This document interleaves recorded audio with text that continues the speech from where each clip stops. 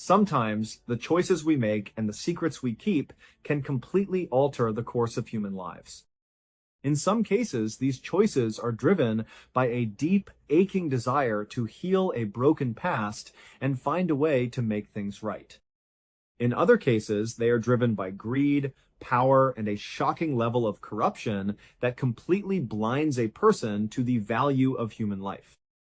And in the most tragic cases, they are driven by a quiet, toxic malice that operates completely outside the boundaries of the law, leaving behind a devastation that can never truly be repaired.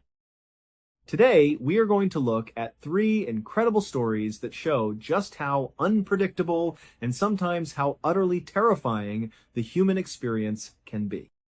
We begin in the summer of 2007. A 60-year-old man named Michael Dick was living a very quiet, comfortable life in Bow, which is located in East London. Michael was a semi-retired carpenter, and if you were to look at his day-to-day routine, it was pretty normal. He spent most of his time helping out around the house, visiting with his close friends, and being with his family. He was well liked in his neighborhood, which was a peaceful, safe place to live. But even though his life seemed complete on the surface, Michael was harboring a deep, quiet sadness that had been growing inside of him for a very long time. 10 years earlier, back in 1997, Michael had gone through a very messy, painful divorce with his first wife. At the time of the split, they had a daughter together named Lisa, who was 21 years old.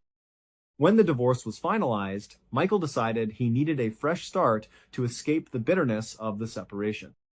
He packed up his things and moved about an hour and a half south down to Bow in East London. But his ex-wife and his daughter, Lisa, stayed behind in the family home, which was located in a quiet, historic town called Sudbury in the county of Suffolk, England. Because the divorce had been so hostile and bitter, the communication between Michael and his old family completely broke down. There were no phone calls, no letters, and no updates. As the weeks turned into months, and the months turned into years, Michael completely lost touch with his daughter Lisa. He did not know what she was doing with her life, whether she went to university, if she got married, or if she was even happy. It was like she had vanished from his world entirely. Fast forward 10 years to 2007. Michael is sitting in his home, and suddenly he is hit with this overwhelming, crushing wave of grief. He realized that a whole decade had passed, and he had missed out on his first daughter's entire young adulthood. The guilt of letting those 10 years slip away became absolutely too much for him to bear. He could not stop thinking about her. So he sat down with his current wife and his 2 younger daughters, and he told them that he had to go find Lisa. He needed to apologize for the lost time, and he wanted to rebuild a relationship with her if she would let him. His family was incredibly supportive. They told him he absolutely had to do it and that they would help him in any way they could. But the problem was, Michael had absolutely no idea where Lisa was. He did not have her phone number, he did not have an email address, and he had no way of contacting his ex-wife to ask for help because they had cut all ties. The only piece of information he had was the physical address of the brick house they had lived in 10 years ago in Sudbury. And so, in August of 2007, Michael decided that this old house was going to be his starting point. He got into the car with his 2 younger daughters, and they made the 90-minute drive north to Sudbury. When they arrived, Michael navigated through the familiar streets until he found his old neighborhood. It was a beautiful, quiet street lined with classic brick houses on both sides. He slowly drove down the road, his hands gripping the steering wheel tightly, until he spotted his old family home. He pulled the car over, parked right out front, and just sat there for a moment, staring at the front door. His heart was pounding with a mix of hope and sheer anxiety. He stepped out of the car alone, walked up the stone path, took a deep breath, and knocked on the door. After a few moments, the door opened. But the person standing there was not his ex-wife, and it was not Lisa. It was a completely different family who had moved in years after Michael left. Michael politely explained who he was and who he was looking for, but the new owners told him that they had bought the house from someone else and had no idea where the previous occupants had moved. They wished him the best of luck, but they had absolutely no information to give him. Michael thanked them, walked slowly back to his car, and sat in the driver's seat, feeling completely crushed. He looked at his daughters and told them that the trail was completely cold and he did not know what to do next. But his daughters refused to let him give up. They suggested that they just drive around Sudbury for a while. Maybe they would get incredibly lucky and spot Lisa walking down the street, or maybe just seeing the town would spark an idea. So they spent the next couple of hours just aimlessly driving around the streets of Sudbury, looking out the windows and talking about what they should do next. As they drove, they came to the realization that their best bet at finding Lisa was to get some sort of story in the local newspaper. They hoped that if they could get an article published, Lisa, or perhaps someone who knew her, would see it and contact Michael. So they drove to the headquarters of the local paper, the Suffolk Free Press, and went inside. They managed to speak to a reporter and explained Michael's situation. The reporter thought it was a very touching, interesting human interest story and agreed to write a small feature about Michael's search. The reporter, along with a photographer, brought Michael and his two younger daughters outside onto the street. The photographer had them stand together, and he took a picture of them. The reporter told Michael that in the next edition of the paper, which would run in just a few days, they would publish this picture along with a write-up about his search and his contact information. Michael thanked them profusely, feeling a tiny spark of hope. He and his daughters got back in the car and headed back to Bow, East London to wait. Now, what Michael did not know was that at that exact same time, Lisa was actually beginning to think about finding him too. Lisa was now 31 years old, she was married, she had 3 kids of her own, and she had moved out of Sudbury to a neighboring town. She had been talking to her mother and her friends about how she should go about finding her dad because she wanted her kids to have a relationship with him. But like Michael, she did not have his contact information, she did not have his phone number, and when she searched for him on social media, he was not on there. One day in August, Lisa was at her office. She went into the break room to get a drink, and she saw a copy of the Suffolk Free Press sitting on the coffee table. She picked it up and began casually flipping through the pages. Suddenly, she stopped. She saw a picture of herself.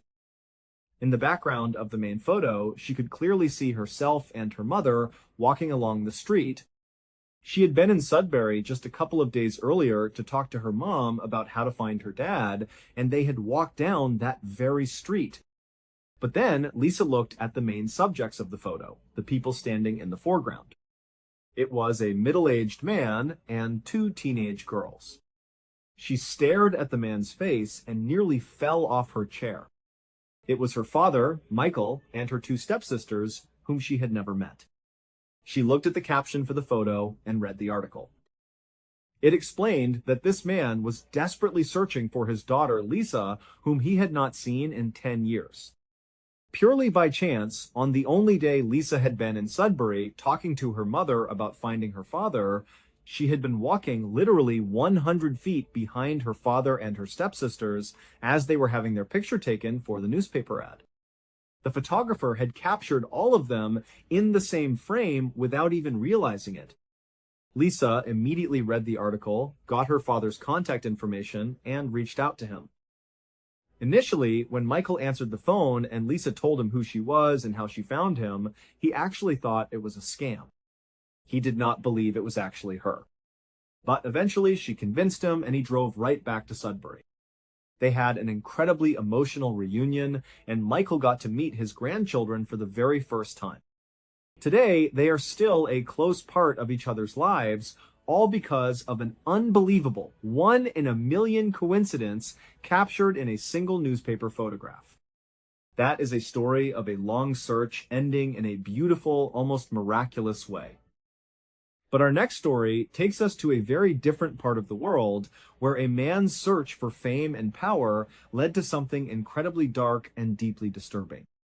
If you were to picture the Amazon rainforest in your head, you would probably imagine a dense, green, tropical wilderness filled with exotic animals and winding rivers. And you would be right. That is a very accurate representation of the Amazon.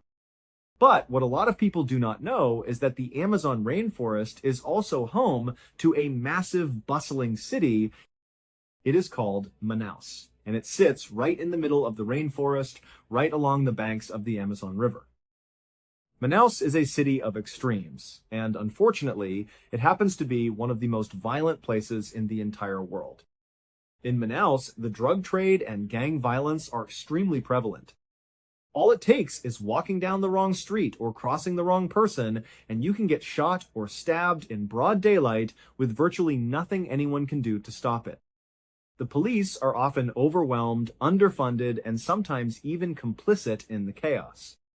In 1989, a 31-year-old former police officer named Wallace Souza decided that he wanted to do something about the state of his hometown.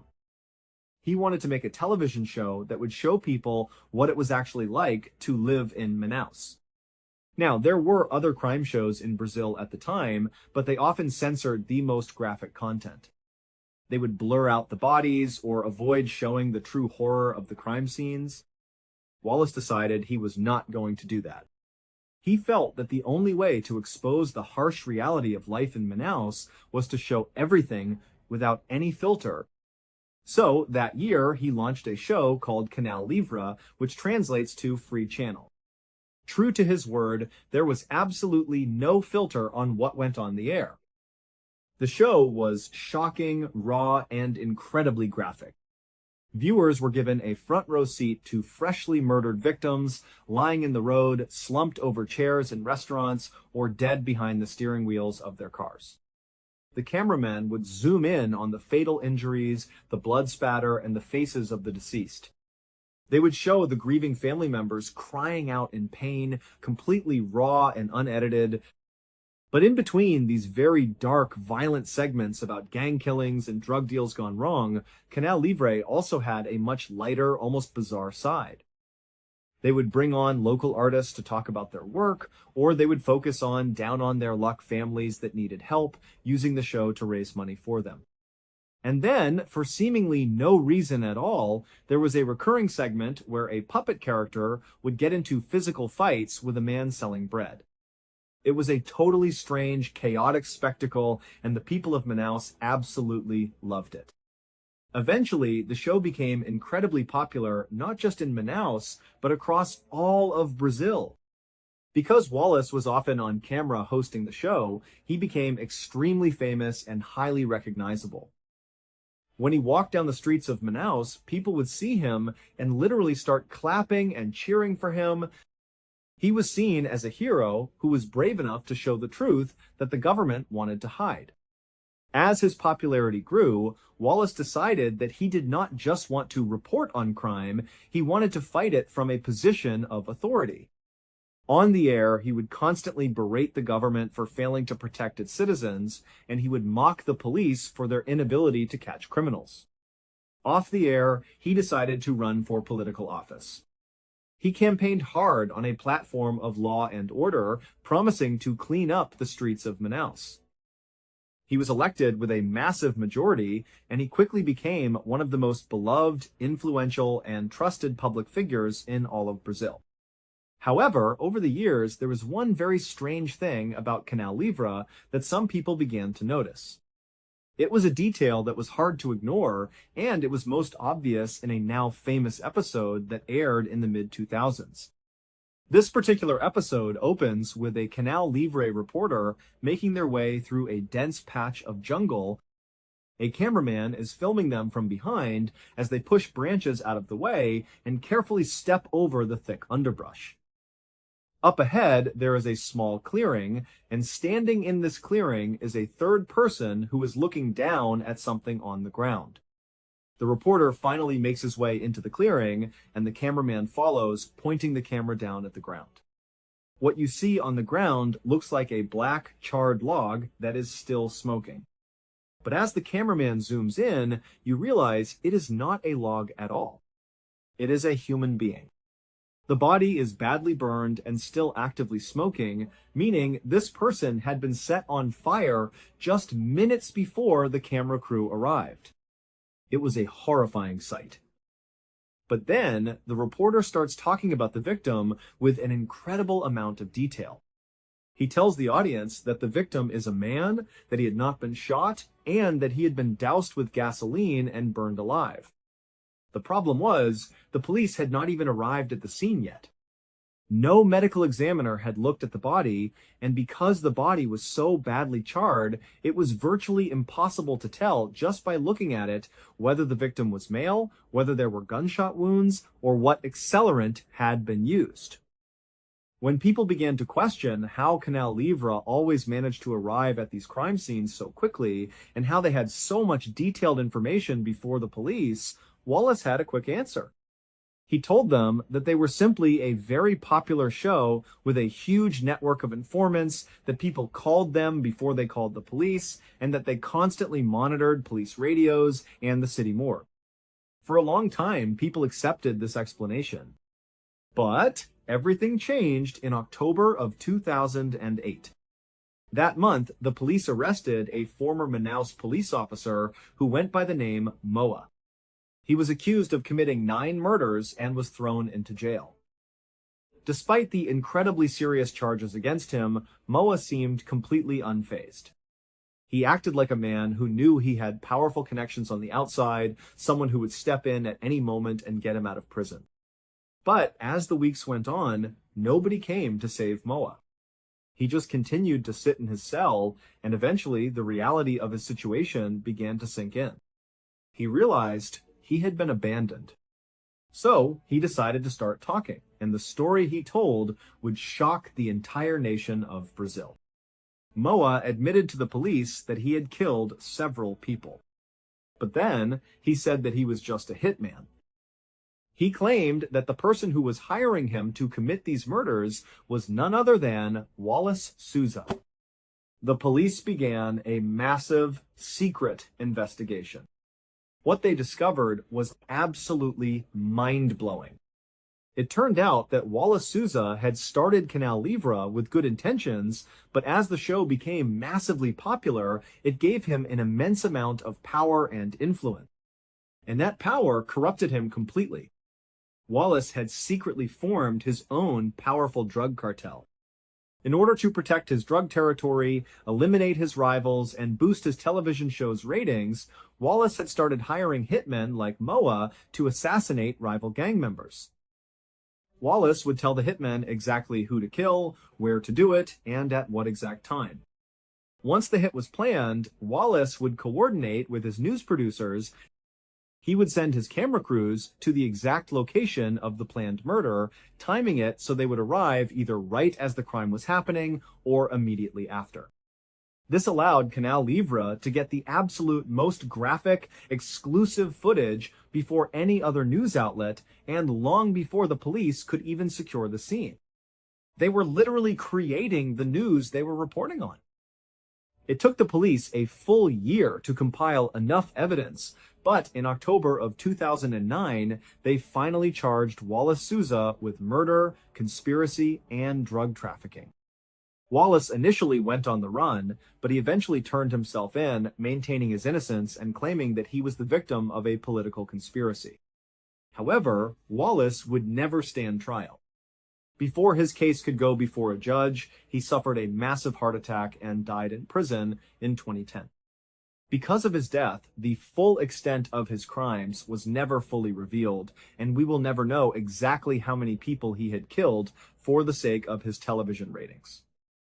But investigators were able to prove that at least 3 of the victims shown on Canal Livre had been killed directly on Wallace's orders, including the man who had been burned alive in the jungle.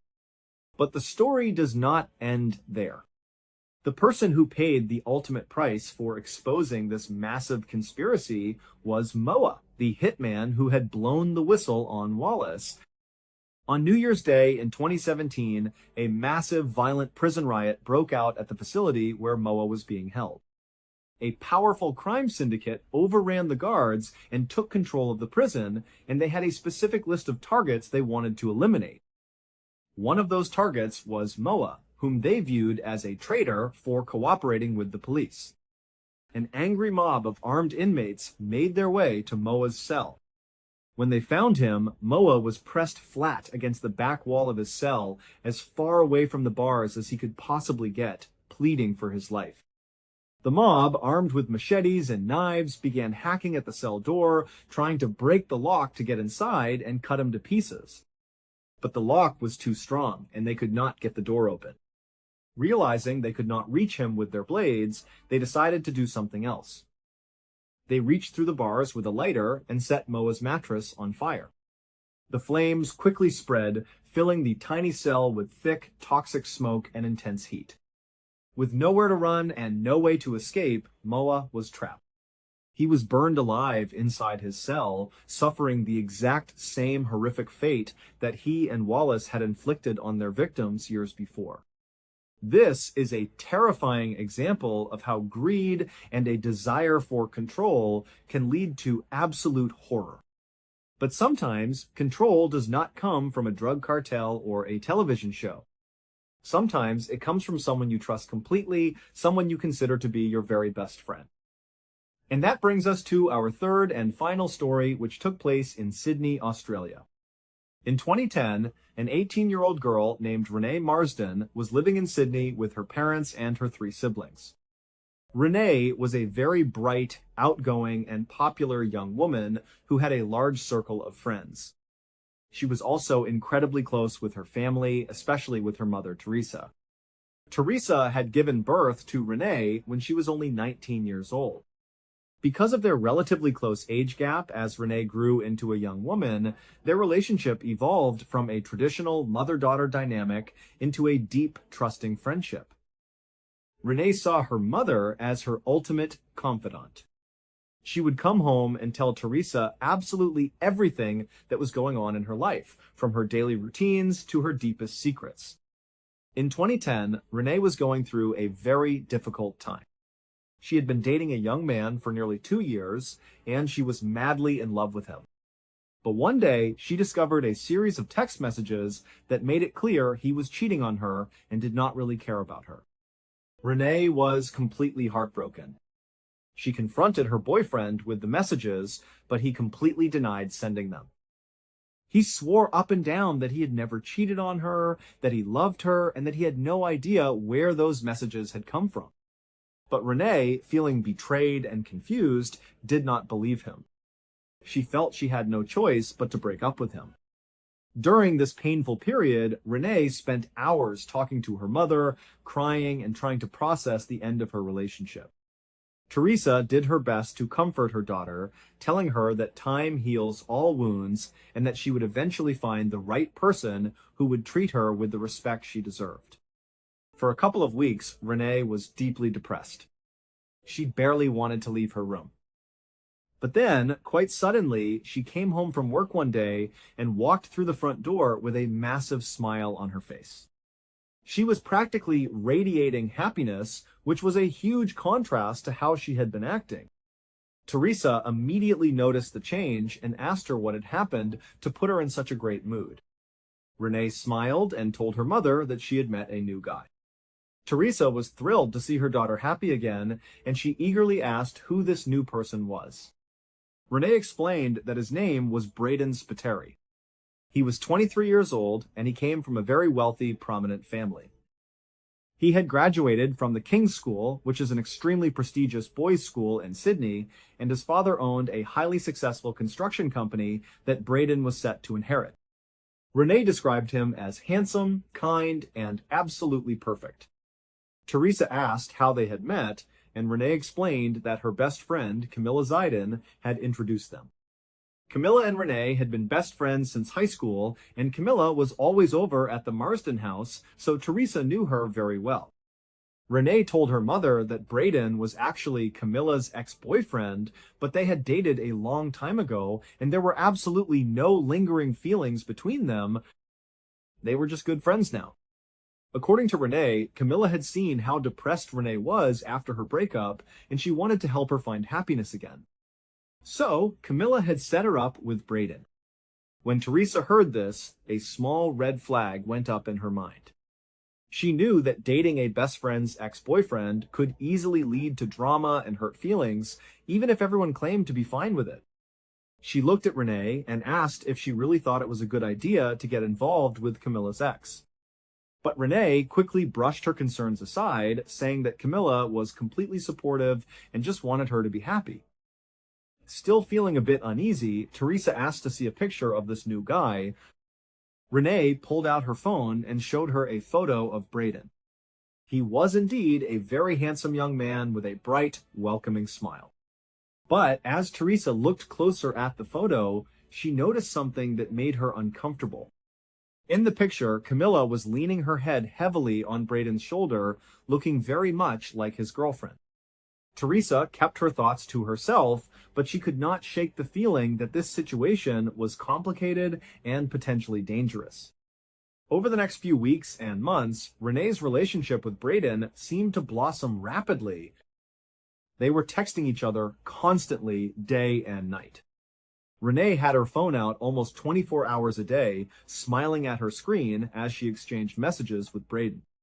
But as the months went by, Teresa noticed something odd. Renee and Braden had still not met up in person since they began officially dating. Every single time they made plans to meet, something would come up at the last minute. Either Braden would have an emergency at work, or Renee would have a family conflict. It was always some seemingly legitimate excuse, but it happened every single time. Eventually, the couple stopped trying to arrange face-to-face meetings altogether.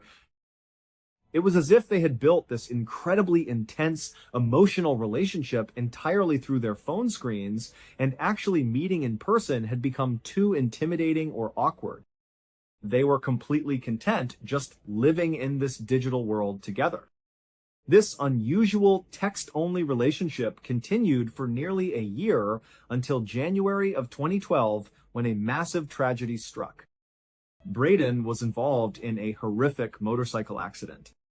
He survived the crash, but his passenger, who was also his best friend, a young man named Richie, did not survive. He was killed instantly. The police investigated the accident and determined that Braden had been driving recklessly, and he was subsequently charged with manslaughter. He was convicted and sentenced to 2 years in prison. When Teresa heard about the accident, she felt a complex mix of emotions. On one hand, she felt terrible for the young man who had lost his life and for Braden's family. But on the other hand, a protective, motherly part of her felt a sense of relief. She assumed that with Braden going to prison for 2 years, the relationship would naturally come to an end. She hoped that Renee would finally move on and find someone she could actually spend time with in the real world. But that is not what happened. Braden was sent to Goulburn Prison, a high-security facility located about 2 hours south of Sydney. Shortly after he arrived, Renee informed her family that Braden's family had somehow managed to smuggle a mobile phone into the prison for him. And just like that, their constant texting resumed, as if nothing had changed. Renee's family was deeply unhappy about this. They tried to talk to her, telling her that she was wasting her youth on a man in prison and that this relationship was heading down a very dark and difficult path. But Renee refused to listen. She was completely devoted to Braden. In fact, over the next several months, their relationship only grew more intense. They made plans to get married as soon as Braden was released, which was scheduled for late 2013. Renee was overjoyed and began throwing herself into wedding preparations. She spent hours online buying a beautiful wedding tiara on eBay, booking a professional photographer, and even contacting the Greek consulate to see if Braden, as a convicted felon, would be allowed to enter Greece for their planned honeymoon. But then, in August of 2013, just 2 months before Braden's scheduled release date, everything began to unravel in a very strange way. One afternoon, Teresa received a text message on her phone. It was from Braden, which was highly unusual because he rarely communicated with Teresa directly. The message was frantic. It told Teresa that she needed to check on Renee immediately because she was talking about ending her life. Terrified, Teresa ran straight to Renee's bedroom. She found Renee sitting quietly on her bed. Teresa sat down beside her, put a comforting hand on her shoulder, and asked if she was okay and what was going on. Renee looked up, seemingly confused, and said that she was fine, and asked why her mother was asking. Teresa showed her the text message from Braden. As soon as Renee saw the screen, her face fell. She let out a heavy sigh, looked at her mother, and said that they had just broken up and that their relationship was completely over. She insisted that she was not going to hurt herself, but that she was just incredibly sad. Teresa felt a sudden wave of relief mixed with deep sympathy for her daughter. She knew how painful breakups were, but she also believed that this was the best possible outcome for Renee's future. She stayed with Renee for a while, talking and comforting her until Renee seemed to calm down. Renee then told her mother that she wanted to go out that night with her friends to try and clear her head and forget about the breakup. Teresa thought this was a healthy idea. She sat on the bed and watched as Renee stood in front of the mirror, putting on her makeup and getting dressed up. When she was ready, Renee gave her mother a tight hug, kissed her on the cheek, and said she would see her later. Then she walked out the door. A few hours later, Teresa's phone buzzed. It was a text message from Renee. But as Teresa read the message, her heart sank. The text began with Renee saying how much she loved her mother and how sorry she was for the pain she was about to cause her. She wrote that if Teresa ever wanted to talk to her, she just had to call out her name and she would be there. Teresa was instantly gripped by panic. She did not fully understand what the message meant, but she knew it sounded like a goodbye. She immediately dialed Renee's number, but it went straight to voicemail. She called again and again, but there was no answer. She sent a desperate text message begging Renee to call her back, but she received no response. In a state of pure terror, Teresa called Camilla, Renee's best friend. She asked Camilla if she had heard from Renee or knew where she was. Camilla sounded shocked and told Teresa that she had actually just received a very similar frightening text message from Renee that simply said she loved her and was sorry. The two women decided they had to find her immediately. They met up and spent the next several hours driving frantically all over Sydney, checking every place they thought Renee might go. But there was no sign of her anywhere. Eventually, feeling completely helpless, they drove back to Teresa's house. By this time, Teresa's husband and Renee's siblings were all awake, gathered in the living room, waiting in agonizing silence for any news. At around 9:30 that night, there was a loud knock on the front door. Teresa ran to open it, hoping it was Renee. But instead, she was met by two police officers. The officers explained that they had found Renee's car parked in an unauthorized area, but she was not inside or anywhere near the vehicle. They had come to the family home to see if they knew where she was. When the family explained these suicidal text messages, the officers' faces grew grave. Without hesitating, Teresa and her husband ran to their car and drove straight to the location where the police had found Renee's vehicle. The car was parked in a beautiful but notorious area of Sydney known as the Gap. The Gap is a famous peninsula characterized by steep sandstone cliffs that drop directly into the churning ocean below. It is a place of incredible natural beauty, but it is also tragically well known as a site where many people go to end their lives. When the parents arrived, they rushed to Renee's car and searched it, but it was empty. They began running up and down the paved walking paths that lined the edge of the cliffs, calling out Renee's name into the dark, windy night. But there was no answer, only the sound of the waves crashing against the rocks far below. As Teresa searched, she climbed up to one of the highest lookout points on the cliff. There, on the ground, right in front of the safety fence designed to keep people away from the edge, she found something that shattered her heart. Placed neatly side by side on the gravel were Renee's flat black shoes. The police conducted an extensive search of the cliffs and the water below that night, but because of the darkness and the rough sea conditions, they could find no sign of Renee. The following day, investigators located a security camera that was positioned to monitor that specific section of the gap. They pulled the footage from the previous night and began to watch. On the video, they saw Renee. She was walking slowly up the trail, alone in the dark. She stopped near the lookout point, bent down, took off her shoes, and placed them neatly together on the ground. Then she climbed over the safety fence. The fence was set back a few feet from the actual drop-off. The footage showed Renee taking a few steps toward the sheer edge and peeking over into the abyss. She looked visibly terrified. She took a few steps backward, pressing her back flat against the safety fence. She pulled out her phone and stood there for a few moments, typing. This was the moment she sent the 3 final text messages. One was to her mother, one was to Camilla, and one was to Braden. Once the messages were sent, Renee took her phone and threw it far out over the edge, watching as it disappeared into the ocean. Then she sat down on the ground and began to shimmy herself slowly forward toward the edge of the cliff until she went out of the camera's frame. It was clear to the investigators that Renee had jumped to her death. Despite search efforts, her body was never recovered from the ocean. The family was absolutely destroyed. They could not understand how a young woman who had been planning her wedding, buying a tiara, and looking forward to her future just days before could suddenly decide to end her life. They were convinced that the key to understanding her death lay with Braden Spiteri. They believed that whatever had happened during their sudden breakup had pushed her over the edge. They tried to contact Braden, but his phone was disconnected. Desperate for answers, they contacted the police and asked them to arrange a meeting with Braden at Goulburn Prison, where he was supposedly serving his sentence. The police agreed and contacted the administration at Goulburn Prison to inquire about an inmate named Braden Spiteri.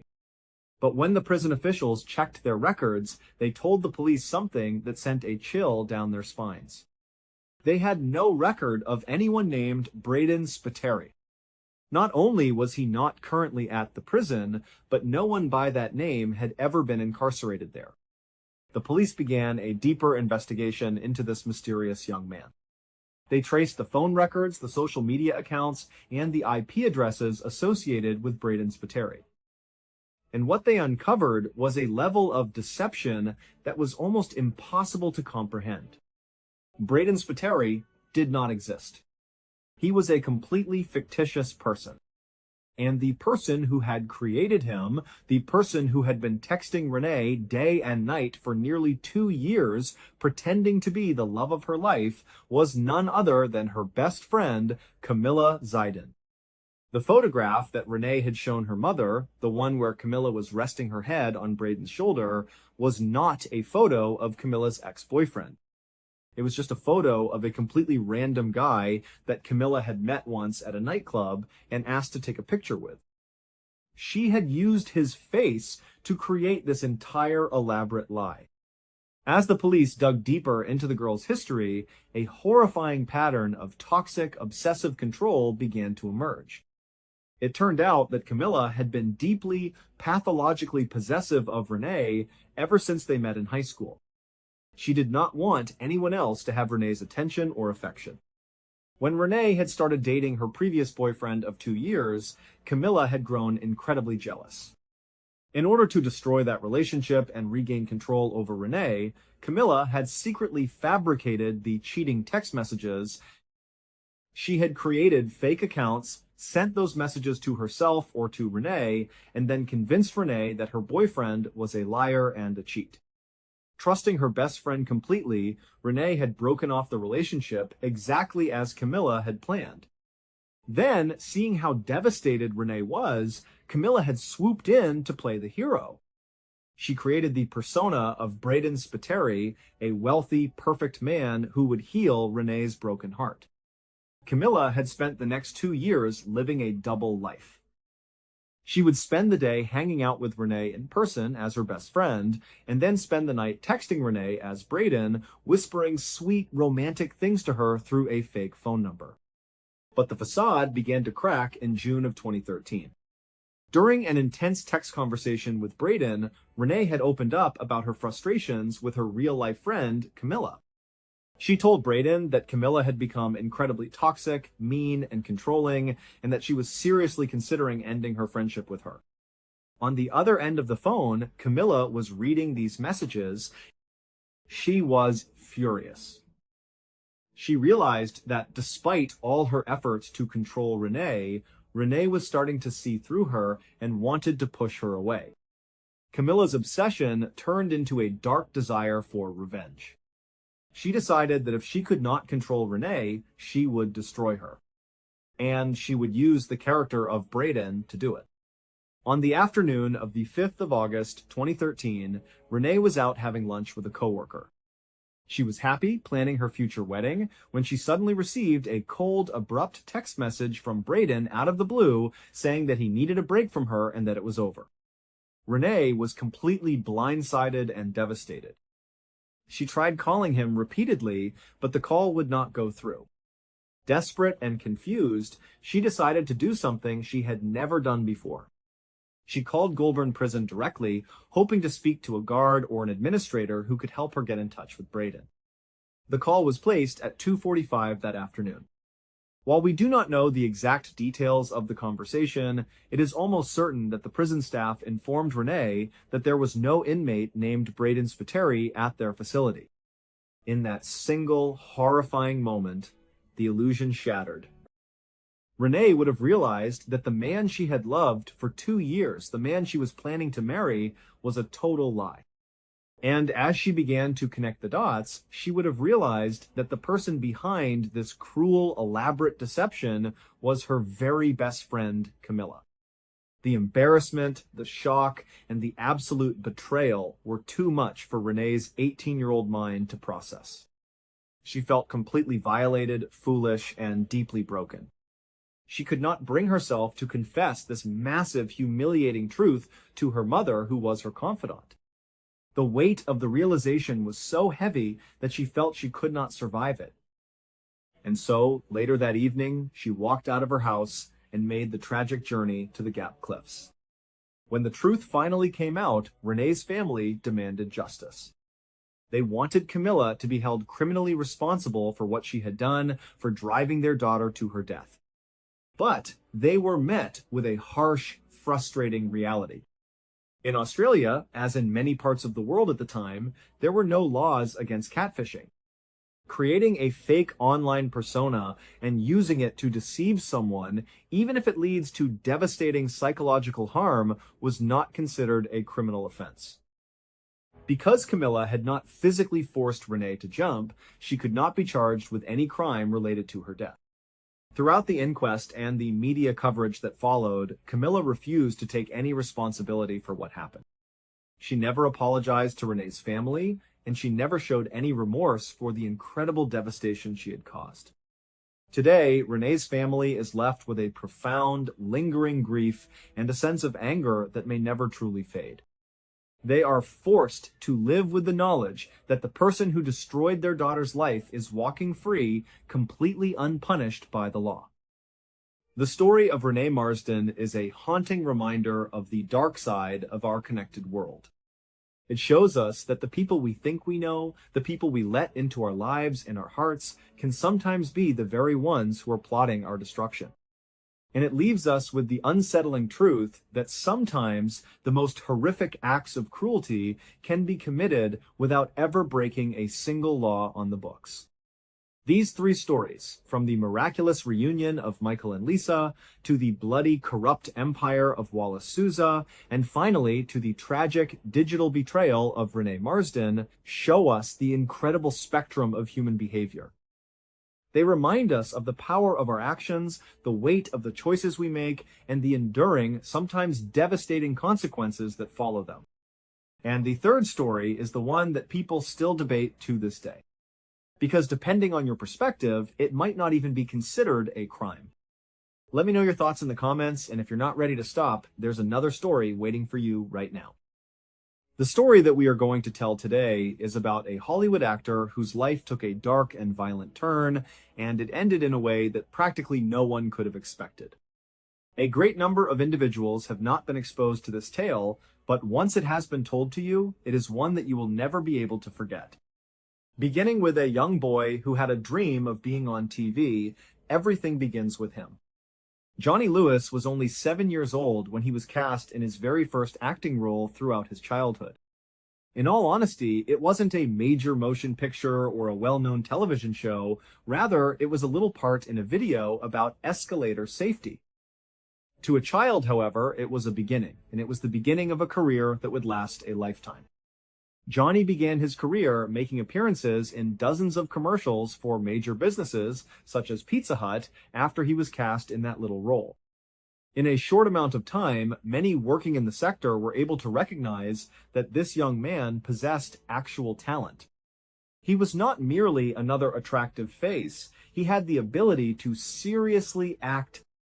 Soon after, he began making guest appearances on some of the most popular television shows running during the latter part of the 1990s and the early 2000s. These shows included Seventh Heaven, Malcolm in the Middle, and Drake and Josh.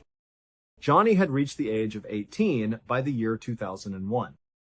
Having been employed in a consistent manner for a number of years, he had finally amassed sufficient funds to leave his parents' residence in the North Los Angeles neighborhood. When he moved in with a number of other young actors and actresses who were all striving to make their mark in the entertainment industry, he discovered a place that was located right in the middle of Hollywood. It was a thrilling period that was brimming with opportunities. The trajectory of Johnny's career continued to advance. Fast forward to the year 2006. Now that he is 23 years old, Johnny is simply soaring to new heights. He had secured more big jobs on television, including a recurring role on the immensely popular show The O.C. His face was becoming more and more known to millions of people. His personal life was also making headlines, in addition to the success he had achieved in his professional life. The megapop singer Katy Perry was his girlfriend at the time.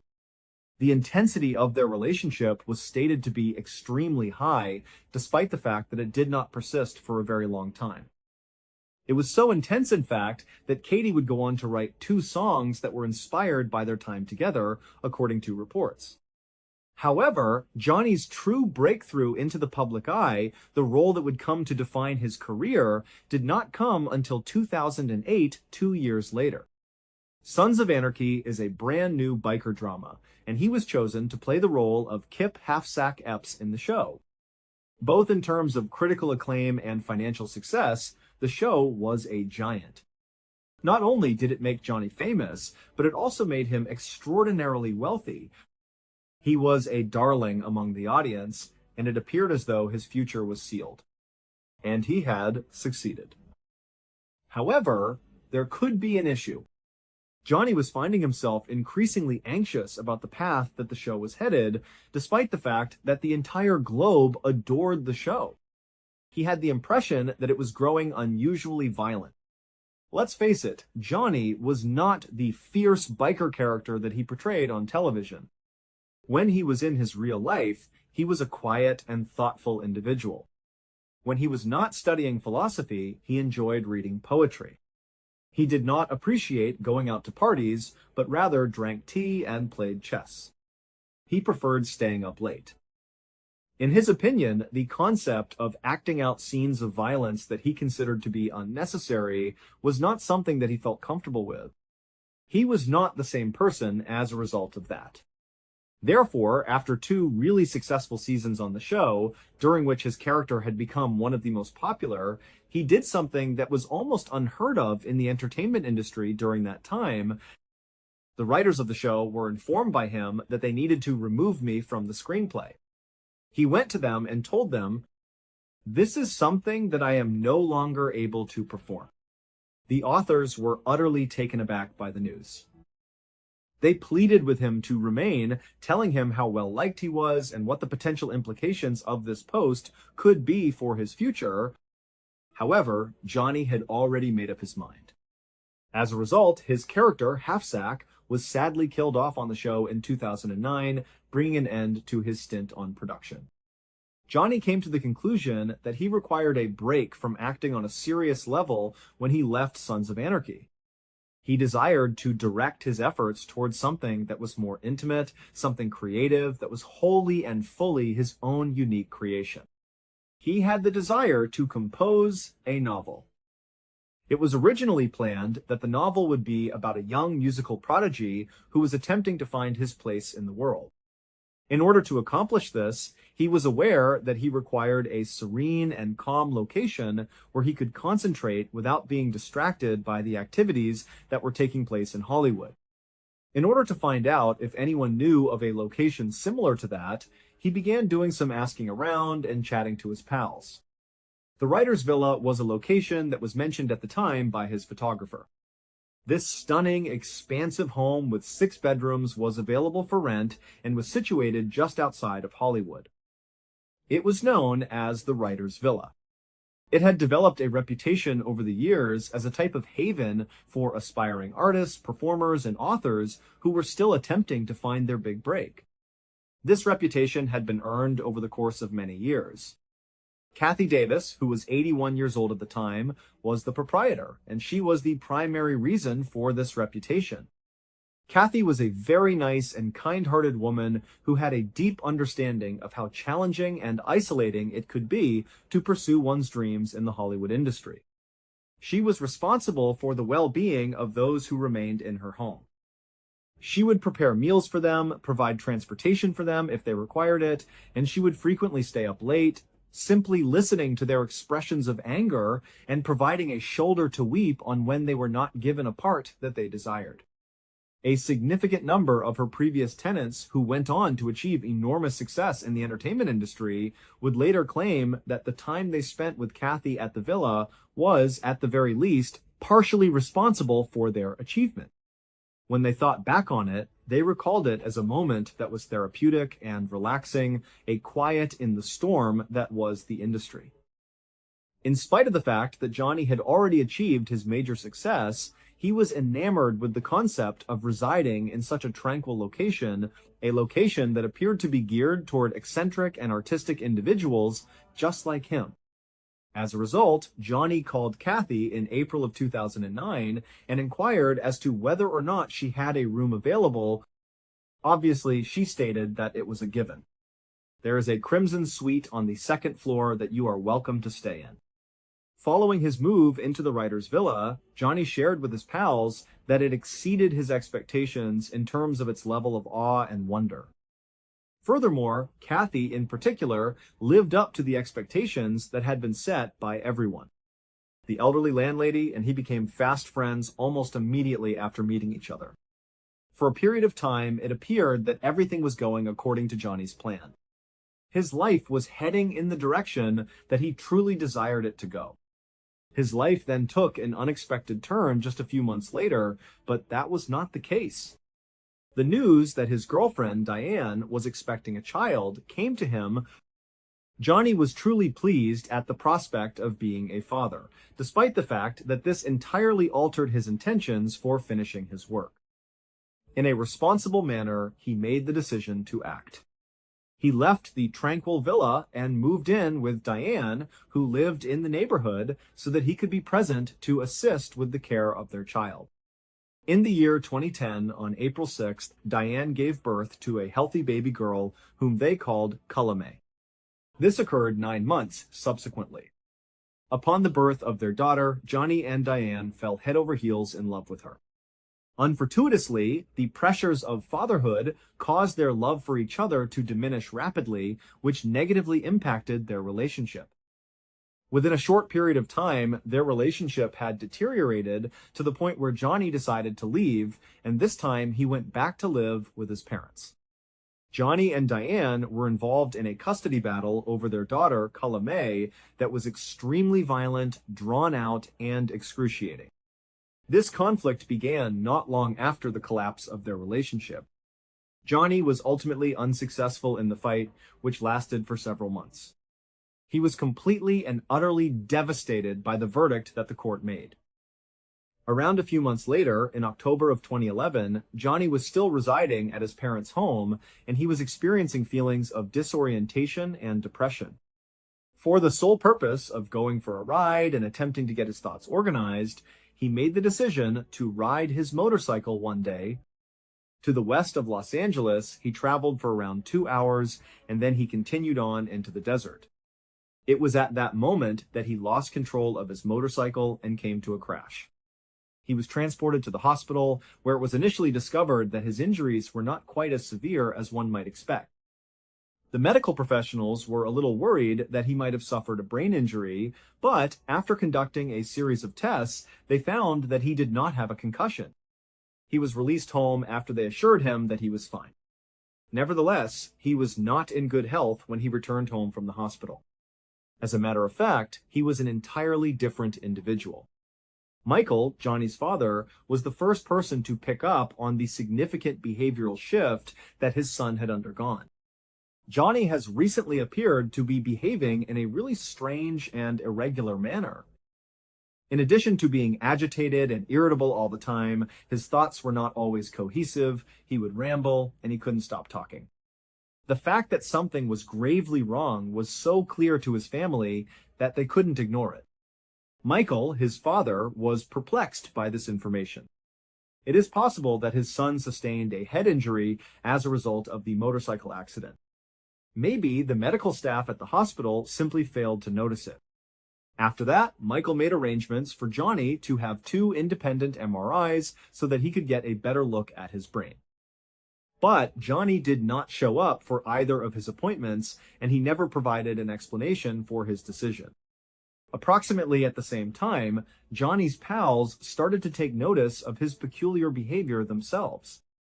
In December of that year, he was attending an acting class, and throughout the entirety of the session, he began speaking with an accent that was reminiscent of British. Every single person in the classroom appeared to be staring at each other as if they were perplexed by the situation. In the end, someone finally confronted him with the question, "Hey, why are you talking like that? In a state of bewilderment, Johnny simply stared at them and asked, "Like what?" In response, he simply shrugged his shoulders and pretended as if he had no idea what they were talking about. The situation became far more dire a few weeks later, on the morning of the 3rd of January 2012, when it was at its peak. Johnny was at his parents' house, where he was observing his mother as she prepared omelets. He was seated in the kitchen. The sudden appearance of Johnny, who suddenly rose up and announced, "I'm going to go out for a walk," came out of nowhere.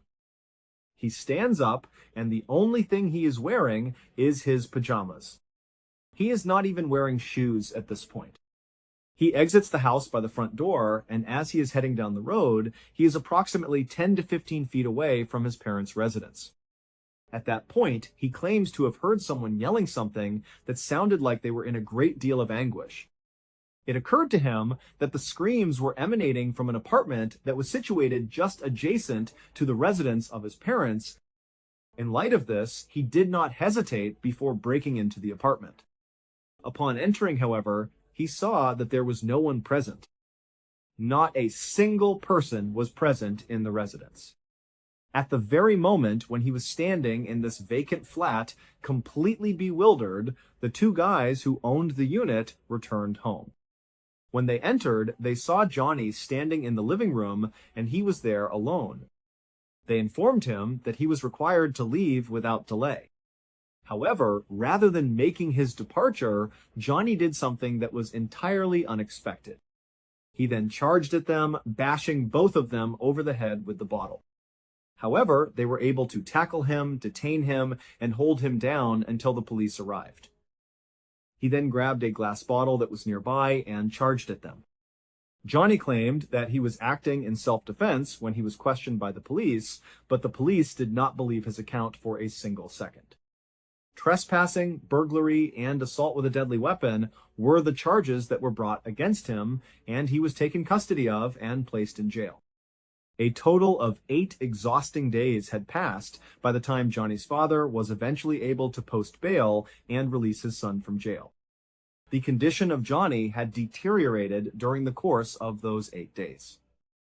The general population portion of the jail had been moved to the psychiatric unit, and he had been transferred there. The security personnel reported that he was beating his head against the concrete walls of his cell on a regular basis.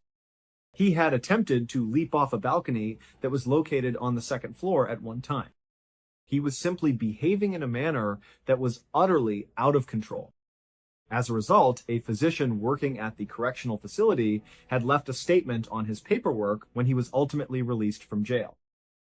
Based on his observations, the physician stated that he was of the opinion that Johnny must have sustained some kind of head injury at some point in time, which was the reason for his behavior. The physician also made the observation that Johnny was unquestionably suicidal. Johnny was a complete and utter mess when he arrived at his parents' place after it had been a long time. The battle that he had with the two men in the flat had left him with two black eyes, and his face was swollen and bruised as a result of the altercation that he had with them. The emotional turmoil he was experiencing was so severe that he would not allow any member of his family to even come close to him. The only thing he did was lock himself in his room and tell everyone to not come near him. A heightened sensitivity to light was another symptom that he had. The situation became so dire that he began walking around his parents' house and shutting out each and every light individually. As soon as his parents eventually turned them back on, he would become upset and angry, and then he would go and turn them all off completely again. At long last, in a moment of exasperation, he walked to the fuse box that belonged to his parents and just turned off the power completely, therefore putting the entire house into full darkness. Nevertheless, in spite of the fact that Johnny had very visible problems after returning home from jail, it appeared that he was making some progress over the course of the subsequent few weeks. Despite the fact that it was a gradual process, there were times when he appeared to be more like his previous self. His parents believed that he had made sufficient progress by the time the month of January came to a close, over a month after he had returned home, and they gave him permission to move out and live on his own once more. It took him around 30 minutes to travel to Santa Monica, California, where he discovered a place to stay. However, as soon as he moved out on his own, he began to experience difficulties once more to a greater extent. On the 10th of February, he was arrested for striking a random stranger in the head outside of a yogurt shop. This occurred only about a week after he had moved into his new house in Santa Monica. Under the terms of a bail of $20,000, he was released. After a number of days had passed, Johnny simply walked into the ocean while wearing all of his clothes. It was necessary for strangers to rescue him from the icy water, and he was then transported to the hospital to receive treatment for hypothermia upon his arrival. The second time he was taken into custody came just a few days after he had been released from the hospital. For the second time, he was apprehended while attempting to break into the apartment of a woman in Santa Monica. When he was apprehended by the authorities, he stated that he had considered the apartment to be that of his friend. However, once again, nobody believed him. Again, he was taken back to jail, and then he was released on bond before being released. Johnny's parents were finally successful in persuading him to schedule an appointment with a medical professional regarding the possible head injury they believed he had sustained as a result of the motorbike accident that occurred in 2011. This second arrest took place in Santa Monica. However, despite the fact that the doctor at the jailhouse had speculated that Johnny had sustained a head injury, he had not officially diagnosed him. Johnny needed the assistance of a second physician in order to receive a definitive diagnosis, which would allow them to finally start treating whatever ailment he was experiencing.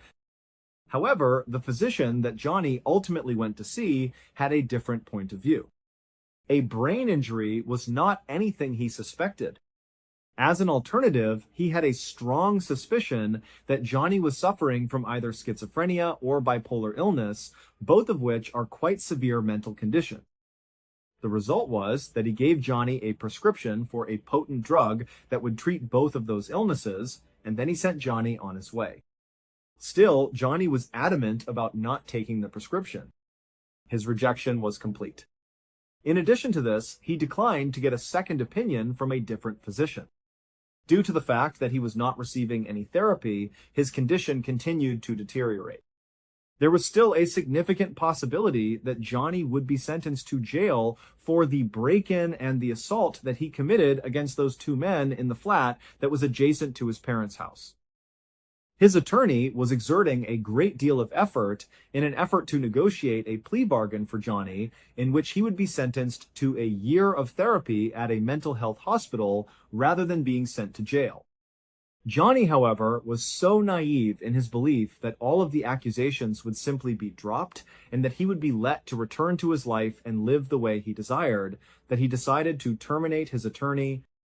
It was his decision to act as his own attorney in court. It turned out to be a really bad choice.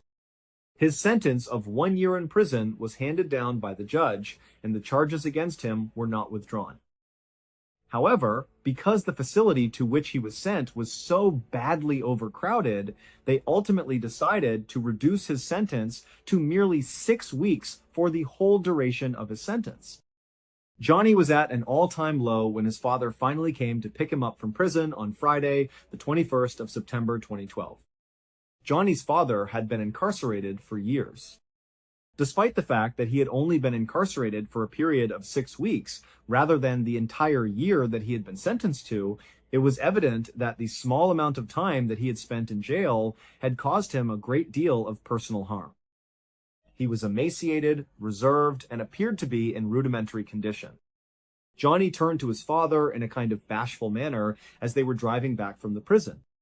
He asked his father, "You know, Dad, would it be possible if you called Kathy Davis at the writer's villa?" Johnny's father nodded his head in agreement. "I just wanted to check and see if there was any possibility that I could move back in." It was Michael, his father, who gave it some thought for a brief while. It was something he hadn't thought about before, yet it made complete sense. The writer's villa was the final residence that Johnny had occupied during the time that his life was still in order. Most likely, that was the very last place in which he felt genuine happiness. He must have associated that location with a great deal of pleasant and tranquil recollection. It was a wonderful concept, Michael thought, and it was the ideal location for him to go to in order to make an effort to put his life back together. Michael immediately placed a phone call to Kathy Davis as soon as they returned to the house. After describing the entire scenario and everything that Johnny had been through, he inquired as to whether or not there was any possibility that he could remain there. And without a single second of doubt, Kathy responded with an unequivocal yes. "It is still possible to purchase the red suite. Immediately, I will walk up to the bedroom and make the bed for him. I can't wait to meet him in person." Johnny spent the weekend with his parents, and then on Monday, September 24th, he moved back into the villa after packing up his belongings and moving back in with them. 2 days later, on the morning of September 26th, a man named Dan Blackburn, who was the next-door neighbor to the writer's villa property, was looking out his front window. Blackburn was 70 years old at the time. Along the route, he noticed a man who was standing out. The only thing the man was wearing was a pair of red sneakers and a pair of trousers. He was furiously pacing back and forth in the center of the street, he was completely drenched in sweat, and he was not wearing a shirt by any stretch of the imagination. Dan had never encountered this individual before, and his conduct was peculiar. So he just kind of watched him from behind his curtain, attempting to figure out what he was going to do next.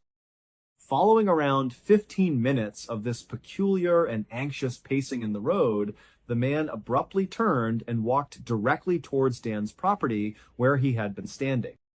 After walking straight up to the front steps, he began to knock on the door while he was there. In spite of the fact that Dan was feeling a little anxious, he went ahead and closed the curtain, then went to his front door and peered through the peephole into his home. The man was standing there when he noticed him.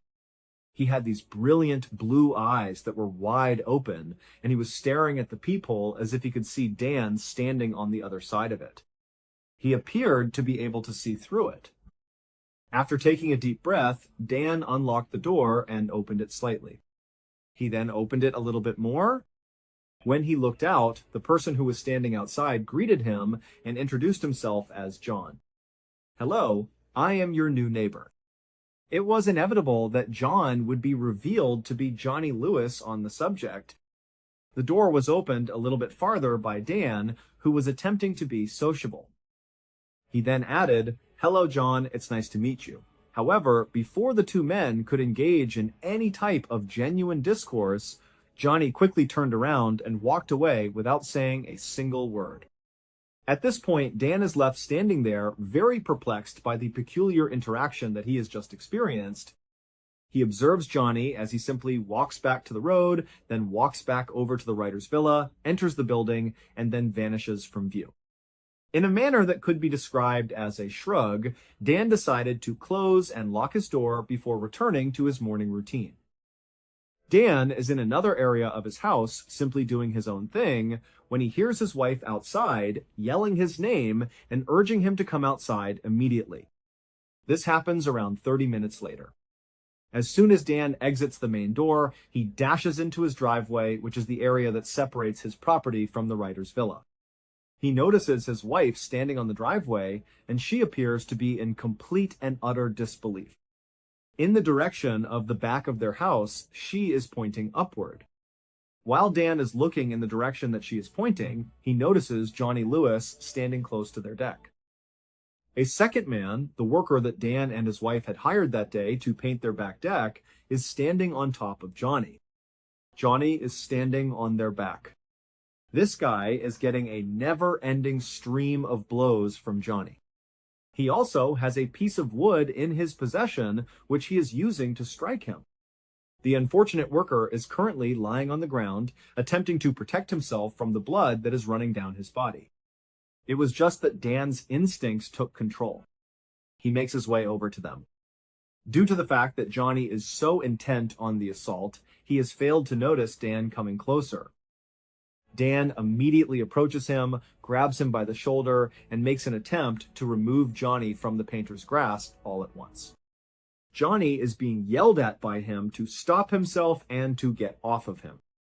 On the other hand, Johnny appears to be completely unmoved. Just like a machine, he is destroying this worker from the inside out. When Dan finally pulls as hard as he can on Johnny's shoulder, Johnny finally jumps up and stands up right away. After turning around, he delivers a single punch to Dan's face, bringing him to the same level as before. Dan suffers a severe fall to the ground. Johnny is simply standing over him and looking down at him with no expression on his face. When he glances up, he sees Johnny standing over him. It appeared as though he had no idea what he was going to do with Dan in the next instance. He did nothing but stand there and stare with those eyes that were so big and vacant. On the other hand, Dan was not going to squander any time in his attempt to figure it out. Immediately after jumping back up to his feet, he struck Johnny with as much force as he could muster, delivering a blow to the side of his skull. On the other hand, Johnny was completely unaffected by the punch. At no point did he even flinch.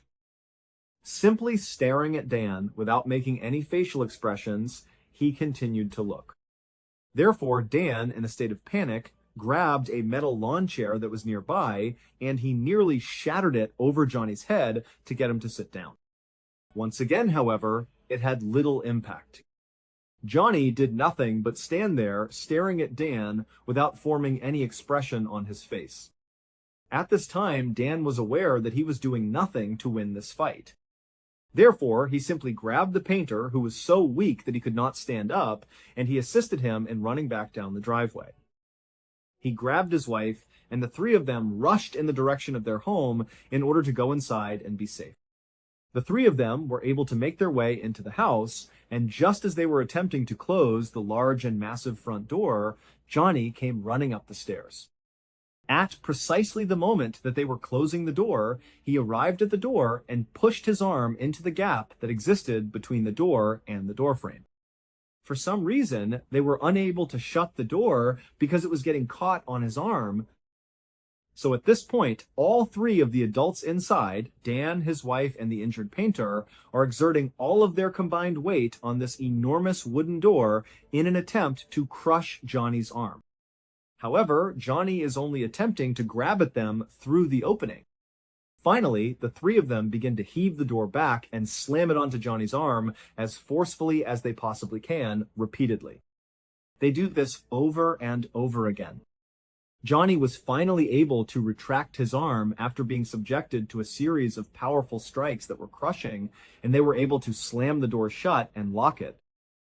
It was at this time that Dan's wife and the painter went throughout the remainder of the house, making sure that every window was shut and every door was locked. They wanted to ensure that there was no other way for him to enter the house. While this was going on, Dan moved to a side window that had a view of the writer's villa property. While his eyes searched the yard for Johnny, he pulled out his phone and dialed 911. He was currently hunting for Johnny. The moment he finishes explaining what is going on to the 911 operator and hangs up, Johnny suddenly materializes out of nowhere. The way he is rushing down Dan's driveway gives the impression that he is heading back towards the back deck. At that moment, however, he comes to a stop practically just in front of the window that Dan is seeing out of. He makes a turn and immediately begins to run at full speed in the direction of the villa property. When he reaches a barrier that is at least waist high, he simply leaps over it without pausing his stride in any way. After that, he arrives to this enormous wooden fence that encircled the entire area owned by the villa. This fence stood at a height of at least 8, 9, and possibly 10 feet. In a very simple and straightforward manner, he simply leaps, grabs the top, and launches himself directly over the top, vanishing within the confines of the villa's grounds. The police arrived within a few minutes of the call. In an effort to locate Johnny, they proceeded inside the villa, and the things that they discovered there were beyond their comprehension. These are the events that the investigators believe took place that morning based on the evidence that was found at the scene. Johnny had turned around after he had initially approached Dan's property and awkwardly knocked on the door, introducing himself as the new neighbor. He had then introduced himself to Dan. Dan watched him as he walked away from the grounds and made his way back inside the writer's villa while he was there. The moment Johnny entered the villa, he made his way to the second story where he entered Kathy Davis's room where she was at the time.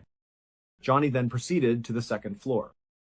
The compassionate woman, Kathy, who was 81 years old, most likely turned around and spotted Johnny standing in the doorway of her home. It appeared as though he was completely insane since he was drenched in sweat and he was not wearing a shirt. On the other hand, she most likely did not feel terrified at first. It is likely that her maternal instincts came into play. She most likely asked Johnny, "Are you okay?" or anything along those lines. "Is it possible for me to assist you? How are things going?" And while she was probably standing up and making her way over to him to make sure he was okay, Johnny proceeded to beat her, kick her, and strangle her for reasons that no one will ever understand. He did this for reasons that no one will ever understand.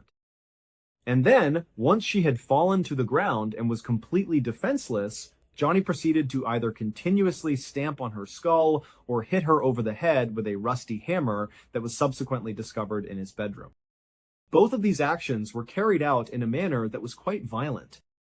But regardless of the specific manner in which Johnny carried out his actions, he was able to cause a major fracture to her skull, which was eventually the cause of her death. Following his murder of Kathy, Johnny immediately went in search of her cherished cat and proceeded to kill the cat in the same heinous manner. After that, Johnny raced out of the villa, and it was at that moment that he must have seen Dan's house painter sitting outside doing nothing but minding his own business. While Johnny was walking over to him, he immediately started pounding him. In the same way that the awful attack on Kathy and her cat appeared to have no reason whatsoever, this attack on the house painter appeared to have no reason at all. It was utterly arbitrary and made no sense at all.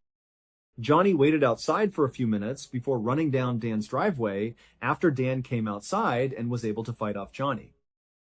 After Dan went back inside the home with his wife and the painter, Johnny then ran down Dan's driveway. Following that, he jumped over those two fences just in front of Dan, and then Johnny vanished back inside the villa.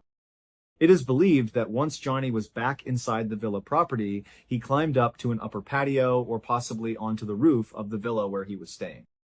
From that vantage point, he proceeded to either jump or fall to his death on the concrete driveway that was located below. It has been determined that his death was not a suicide, but rather an accident.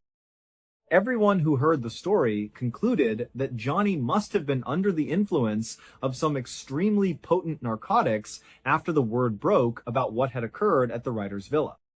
When it came to explaining why someone would behave in such a manner with such excessive, unjustified aggression and what appeared to be superhuman strength, that seemed to be the only plausible answer. However, the toxicology result provided by the coroner's office revealed that he did not possess any drugs, whether they were legal or illicit, in his system. This was the case regardless of the type of substance.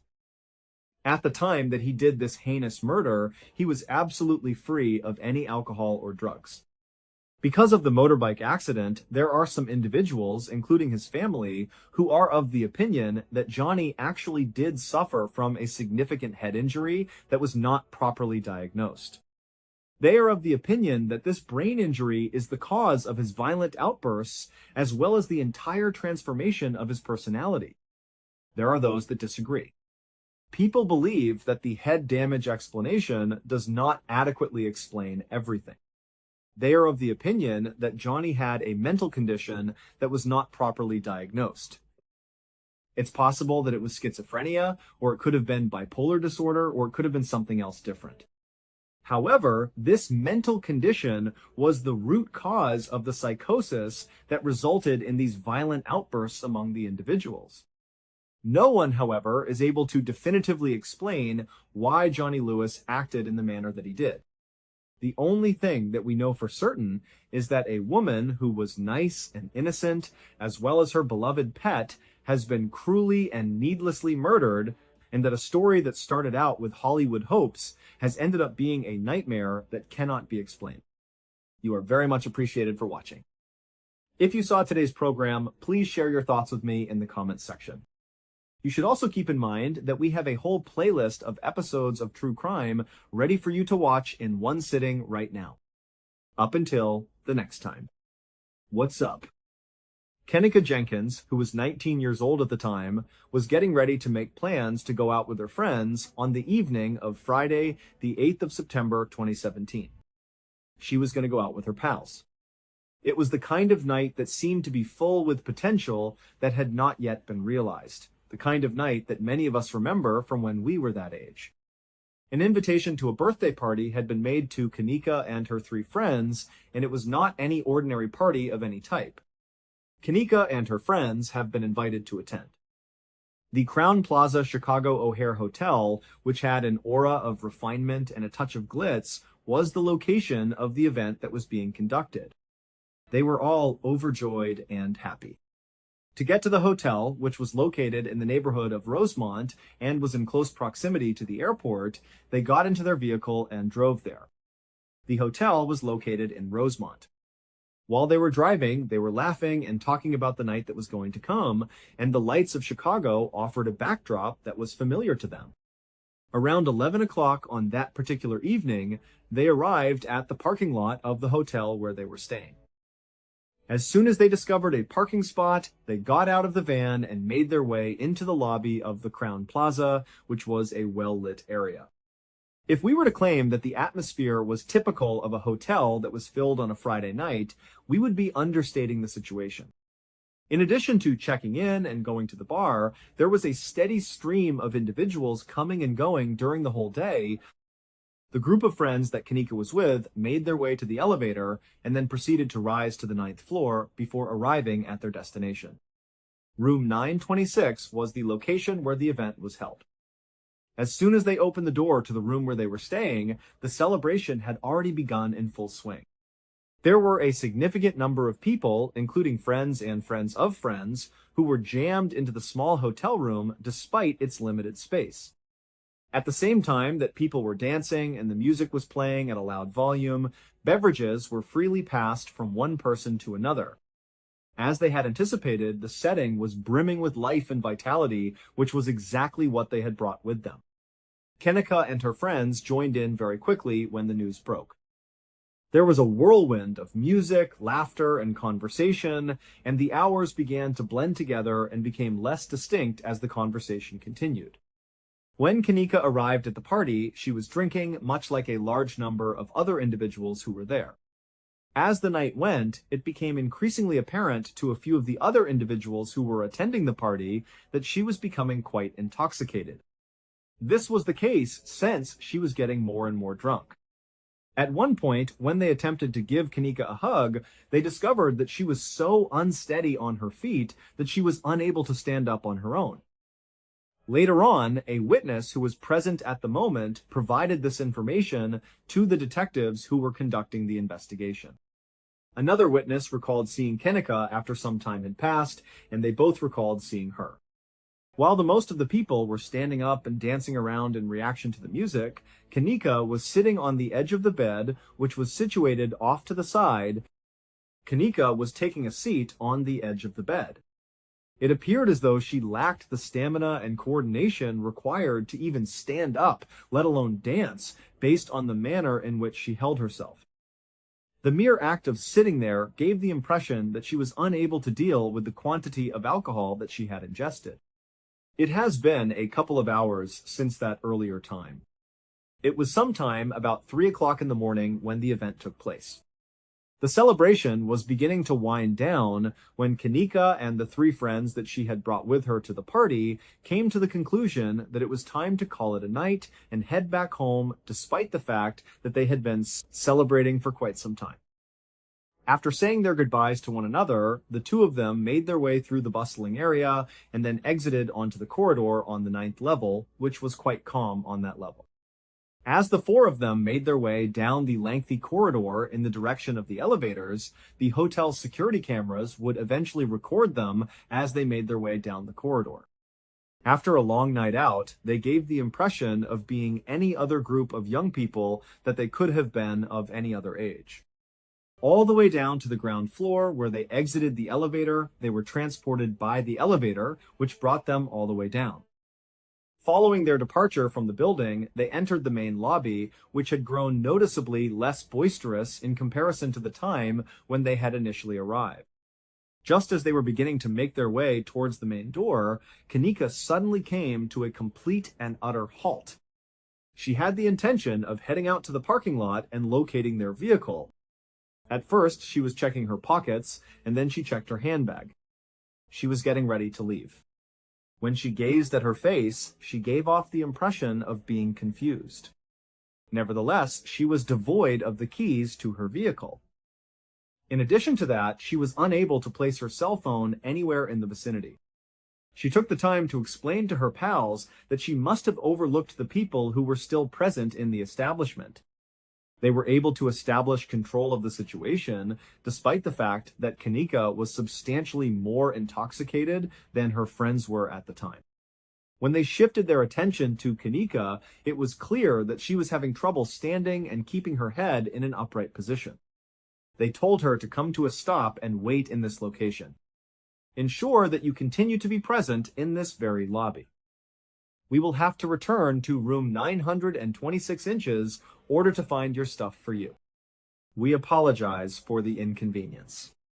At first glance, it seemed like a basic approach. The moment Kenika gave a little nod, her companions turned around and headed back in the direction of the elevators, leaving her to be by herself in the lobby. The group of her friends returned to the party room, which was situated on the 2nd story of the building. First, they spent a few minutes searching the disorganized room for her pocketbook, and then they finally found it. On the other hand, they were not successful in their exploration. Both her cell phone and one of her keys were discovered inside the house. It was clear that they had been successful in achieving their goals. After leaving the party for the 2nd time, they ultimately made their way back down to the lobby in order to meet up with Kenika. They did this with a sense of relief before leaving the party. Nevertheless, there were no people present in the foyer upon the opening of the elevator doors and their departure from the elevator, because he was no longer present. They looked around, considering the likelihood that she had most likely just gone outside to get some fresh air. They were thinking about this possibility. Upon exiting the primary door, they proceeded to explore the surrounding region and take in their surroundings. It is not true. She was not there. Currently, it seemed as though they were not really concerned about the situation. After some consideration, they arrived at the conclusion that she must have become exhausted from waiting, and as a result, she ultimately chose to walk out to the car by herself. The three of them began going through the parking lot till they found their vehicle. This was done in order to locate their automobile. Nevertheless, Kanika was not there when they got at the area where they were waiting. In addition to the fact that she was not inside the vehicle, she was also not standing in any geographical vicinity to it. Suddenly, a glimmer of worry started to creep into my consciousness. I was concerned about something. The fact that their buddy was incredibly intoxicated, in addition to the fact that it was the middle of the night, left them completely confused about where she was. In addition, they were in possession of her phone, which meant that they were unable to even call her in order to inquire about her location.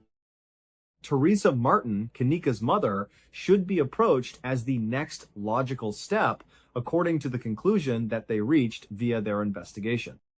After taking out their phone, one of the pals called the number that had been provided to them from the list of available numbers. When Teresa picked up the phone in the middle of the night, she was immediately overtaken with a feeling of dread.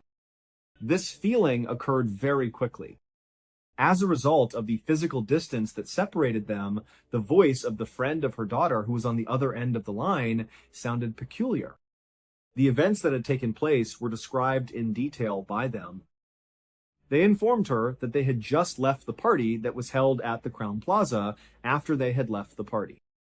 Because Kanika was unable to find either her phone or her keys, they had left her in the lobby so that she could go look for them. This was done so that she could go and find them. After returning to the ground, they were unable to locate her anywhere in the area. Teresa was given the assurance that they had her phone and keys and that everything was probably fine, but they were unable to locate Kanika. Teresa was offered this assurance. Teresa's thoughts seemed to be racing at a quick pace. It was a straightforward inquiry that she addressed to them. Were any of you drinking any alcohol? A little lull occurred in the conversation that was taking place on the other end of the line. Both of the friends gave off the impression of being anxious and guarded. The situation was minimized by them, and they replied something along the lines of, "Oh no, maybe a drink or two." They continued to go on and on about how certain they were that Kanika was doing well for herself. However, when it came to Teresa, her instincts as a mother were screaming that something was horribly, extremely wrong. She was concerned about her daughter. Despite the fact that it was 3:30 in the morning, her daughter had not been seen for a considerable amount of time, and her friends were completely unaware of her disappearance. The fact that she would be arriving to the hotel on her own was something that she shared with them. At some point in the future, she was going to recover her children. Teresa Martin came at the Crowne Plaza Hotel at a time that was quite close to 5 o'clock in the morning. The sun had not yet risen at that precise instant in time. She entered the tranquil lobby with the idea of locating Kanika, and she did it with a single, unwavering goal in mind. The first thing that she did was to go right to the front desk, and this was the first thing that she did. An explanation of the issue was provided by her to the manager who was on duty at the time. She shared with him the news that her daughter, Kanika Jenkins, had been present at a party that was situated on the 9th degree. It was stated by her that her companions had discovered her in this very same lobby the last time they saw her, but that she had disappeared since that time. Although Teresa made an effort to keep her calm, it is clear that she is in a desperate state of mind because of the tone of her voice. However, despite the fact that I am certain that she is doing well, we are unable to find her. Due to the fact that her friends have access to her phone, I am unable to get in touch with her.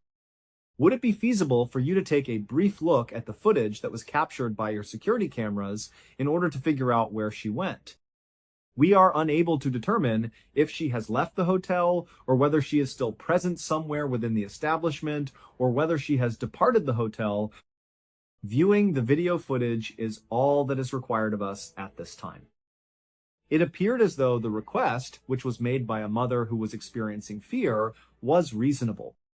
The personnel at the hotel, on the other hand, was completely and utterly unyielding in their refusal. She was advised by the management that they were unable to share her with the footage that was captured by the protection system. His point was that it was against the policy of the hotel to show a film to a guest who had not yet filed an official report with the police regarding a missing person. He believed that this was a violation of the hotel's policy. In spite of the fact that this is a widely accepted rationale, it is not necessarily legally required in the majority of situations. It is possible for a hotel to collaborate with other establishments in the event of an emergency situation in order to provide assistance in the search for a person who may be in danger. But this management was inflexible in their approach. No support was offered by him in any way.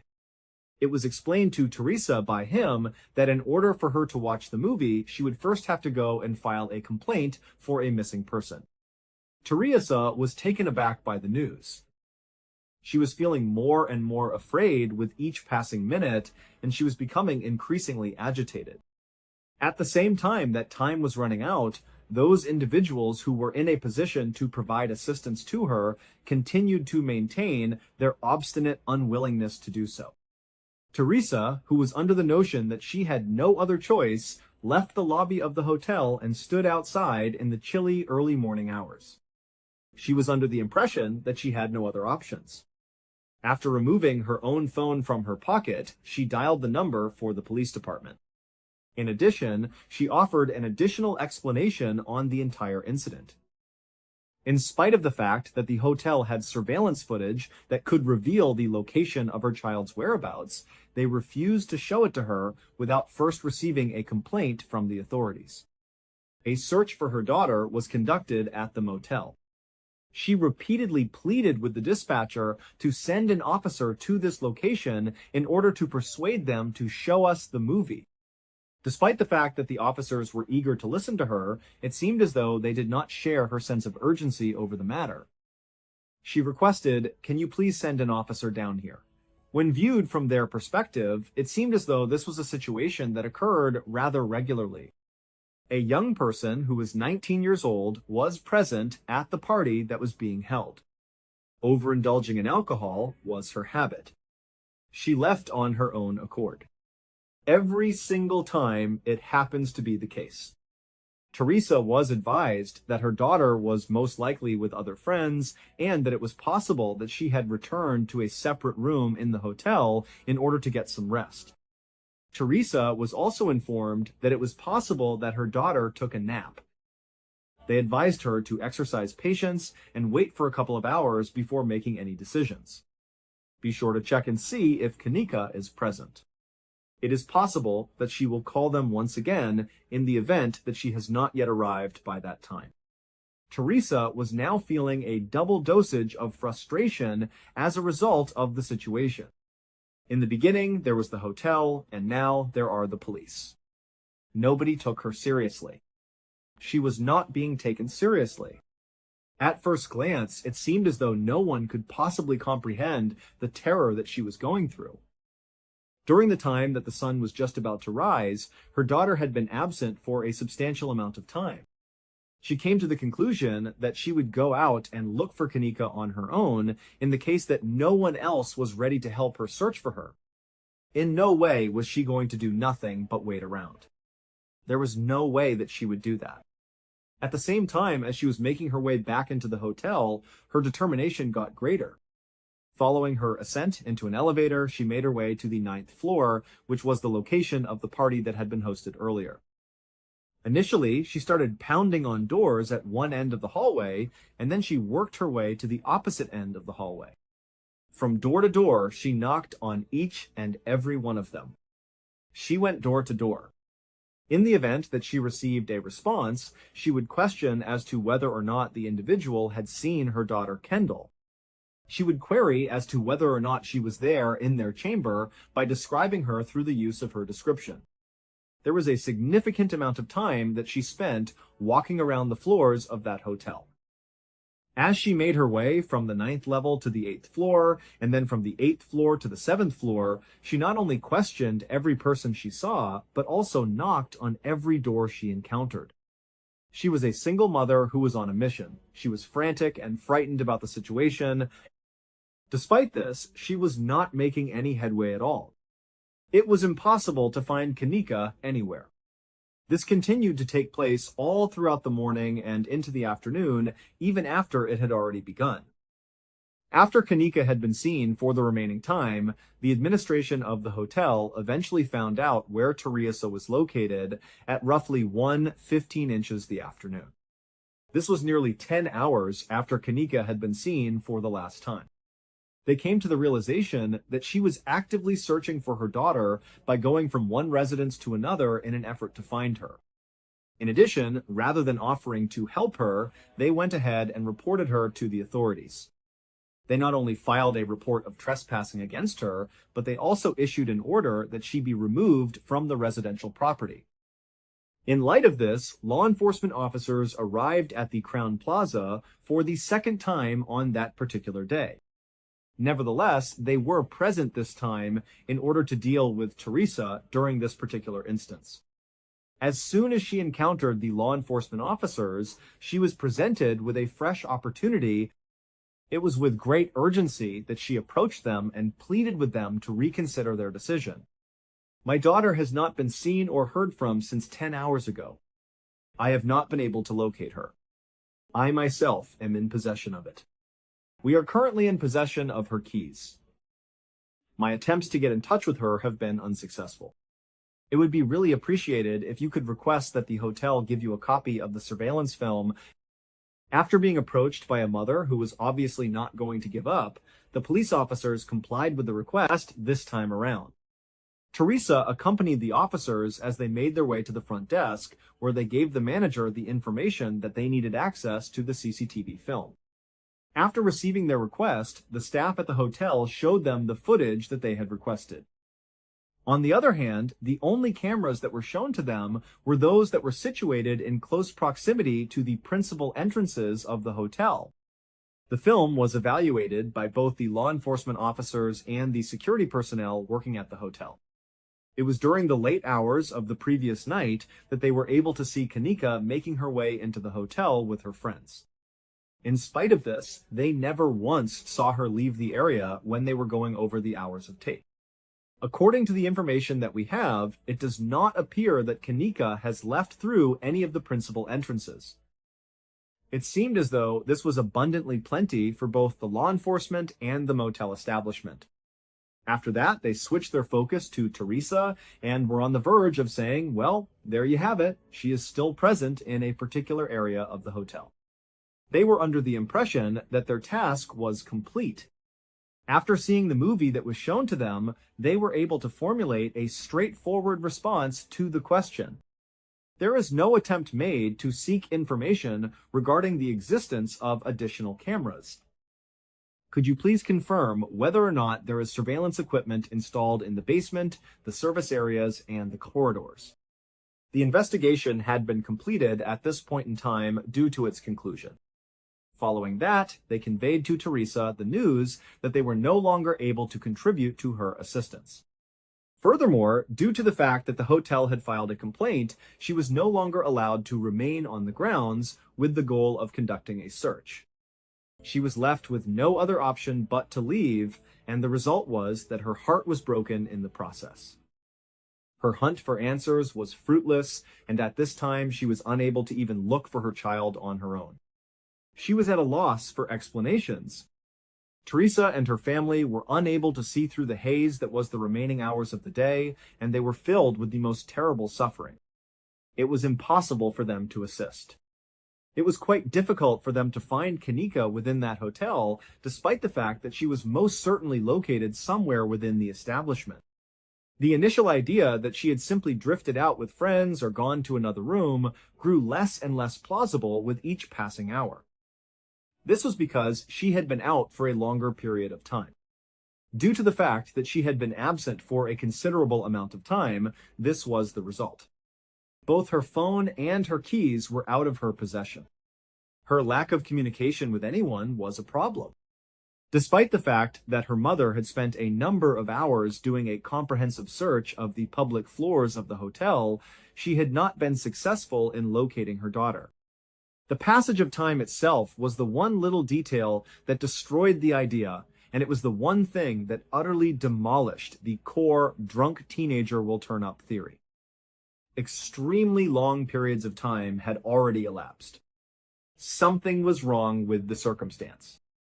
A nagging feeling that had started in the middle of the night had now turned into a full-blown certainty for her family that Kanika was in extremely precarious circumstances. This realization came about as a result of all that had happened. Late that night, after what seemed like an eternity, someone or something shifted. 10 o'clock is the hour of the night.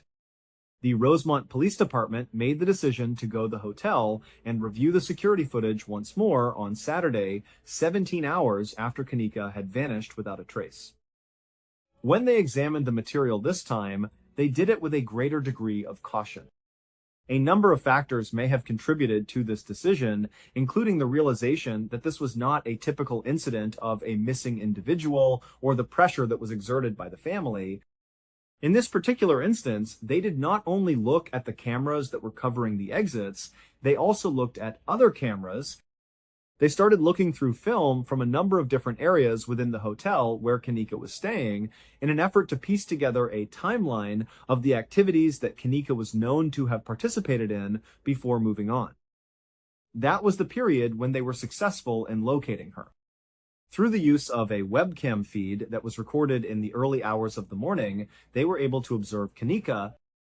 The timestamp on the video indicated that it was 3:20 inches the morning immediately after her friends had left her in the lobby. This occurred just a short while after they had abandoned her. While Kanika was wandering about the motel, it was clear from the footage that she was completely by herself. There is little doubt that she was experiencing a severe case of disorientation. After exiting the main lobby area, she went in the direction of a staircase that led down rather than moving towards the exit or back to the guest elevators. She ultimately chose to take the stairway. The stairway was followed by her until she reached the bottom of the stairs. After making her way down the steps, she found herself in a part of the hotel that was not designed for use by guests. She might be found in a service corridor that was situated on the basement level of the main building. It was observed that she was walking along a lengthy corridor that was completely devoid of any individuals at any point over the course of the video. It was impossible for her to stand for an extended period of time. While she was lurching forward, she was making an effort to stabilize herself by crashing against the wall whenever she moved forward when she was moving forward. It appeared as though she was confused and disoriented. Immediately after that, the camera caught her as she rounded a corner and entered a large kitchen that was constructed out of stainless steel. This kitchen was not used at all throughout the time that it was being restored. To put it another way, it was essentially abandoned to the point that it was practically abandoned. In the course of her journey around the empty kitchen, she came across ovens and counters that were not being utilized by anyone. It was at that very moment that she stepped away from the camera's line of sight, which was situated at the opposite end of the kitchen. When the shot was taken, she was no longer showing up. The authorities maintained their monitoring efforts, employing a number of different camera angles in their investigations. In contrast, she was never captured on any other camera again after that point in time. Following the time when she left the kitchen, there was no more sighting of her. Now that they had a specific location from which to carry out their duties, the authorities were completely aware of the tasks that they needed to complete. Following their departure from the security office, they dashed straight down to the basement of the hotel, where they remained until they were no longer in danger. The exact halls that Kanika had gone through a few hours earlier were traversed by them as they made their way through the same vacant corridors. After entering the kitchen, there was a complete lack of any noise whatsoever. At this point, they began their search. The clock was ticking down to 1 o'clock in the morning, and it was still far beyond midnight. It was precisely the morning of Sunday. It had been close to 24 hours since Kanika's friends had last seen her. This meant that some of them had not seen her in quite some time. In addition, the unfortunate finale of the search for Kanika Jenkins took place in the kitchen where she was being detained. The police officers saw a massive freezer that was accessible to the general population. It was possible for them to open the enormous passageway. In addition to that, they found Kanika hidden away. Her existence had come to an end. As a result of the study, the events that took place during the perplexing minutes that she was dying were pieced together. After she had parted ways with her friends, Kanika, who was in a state of acute intoxication, had drifted off into the distance. After making her way down, she entered the kitchen of the hotel's basement, which was absolutely devoid of any presence. A walk-in freezer of considerable size and of commercial quality had been left on and unlocked for reasons that we may never be able to fully comprehend. The freezer had been left on. There was a door that was open. Kanika, who was probably looking for a spot to relax or rest because she was lost, entered the entryway. She must have been looking for a location to do so. The heavy door, which was constructed to close tightly and was insulated, swung shut behind her once she had left the room. Due to the fact that the door had already been shut, it would have been incredibly challenging, if not impossible, for someone in her position to open the door from the inside. Despite the fact that the majority of current refrigerators come equipped with an integrated safety release mechanism, it is extremely plausible that Kanika was unable to locate it or even realize what was happening place.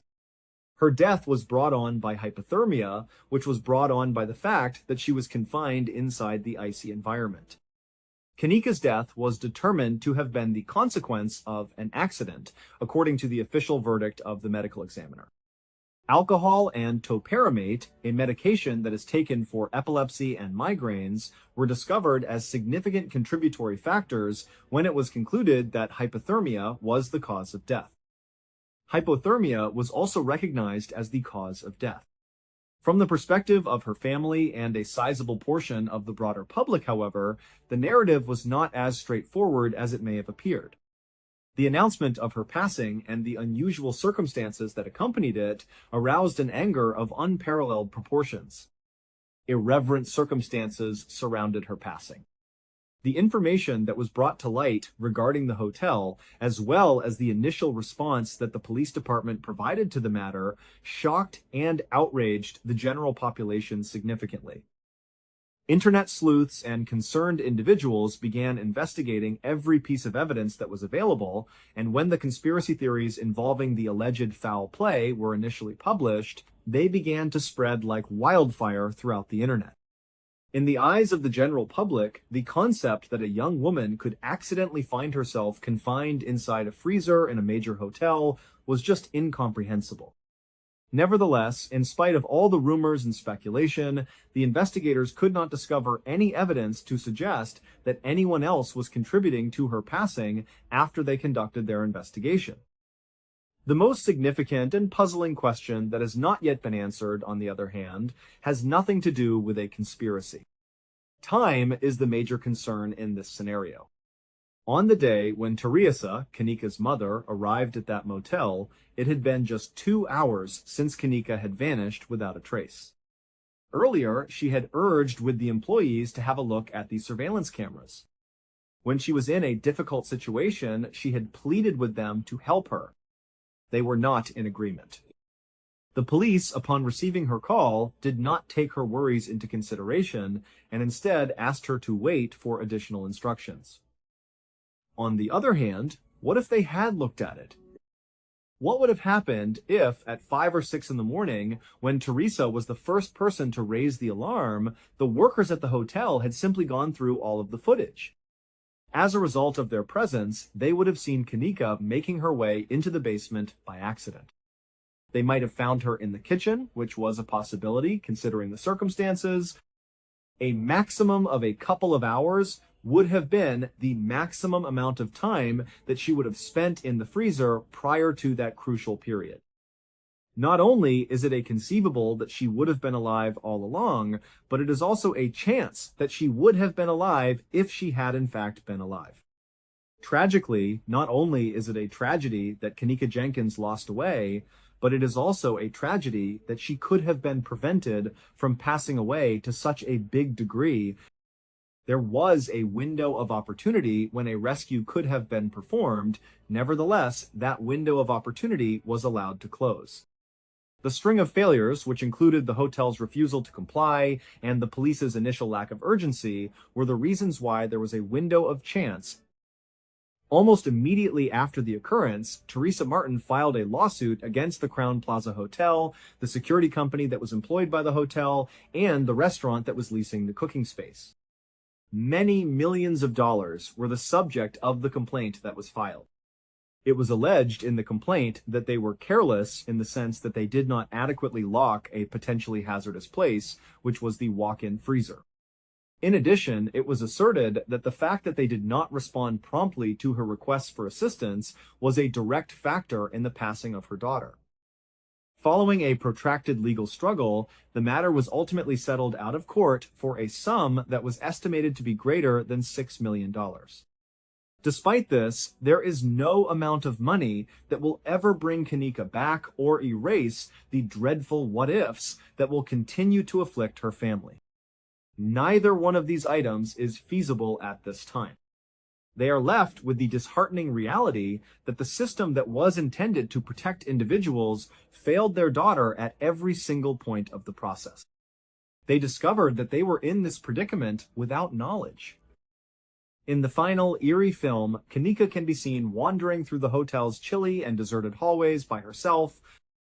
This footage serves as a heartbreaking final tribute to a life that was cut too short.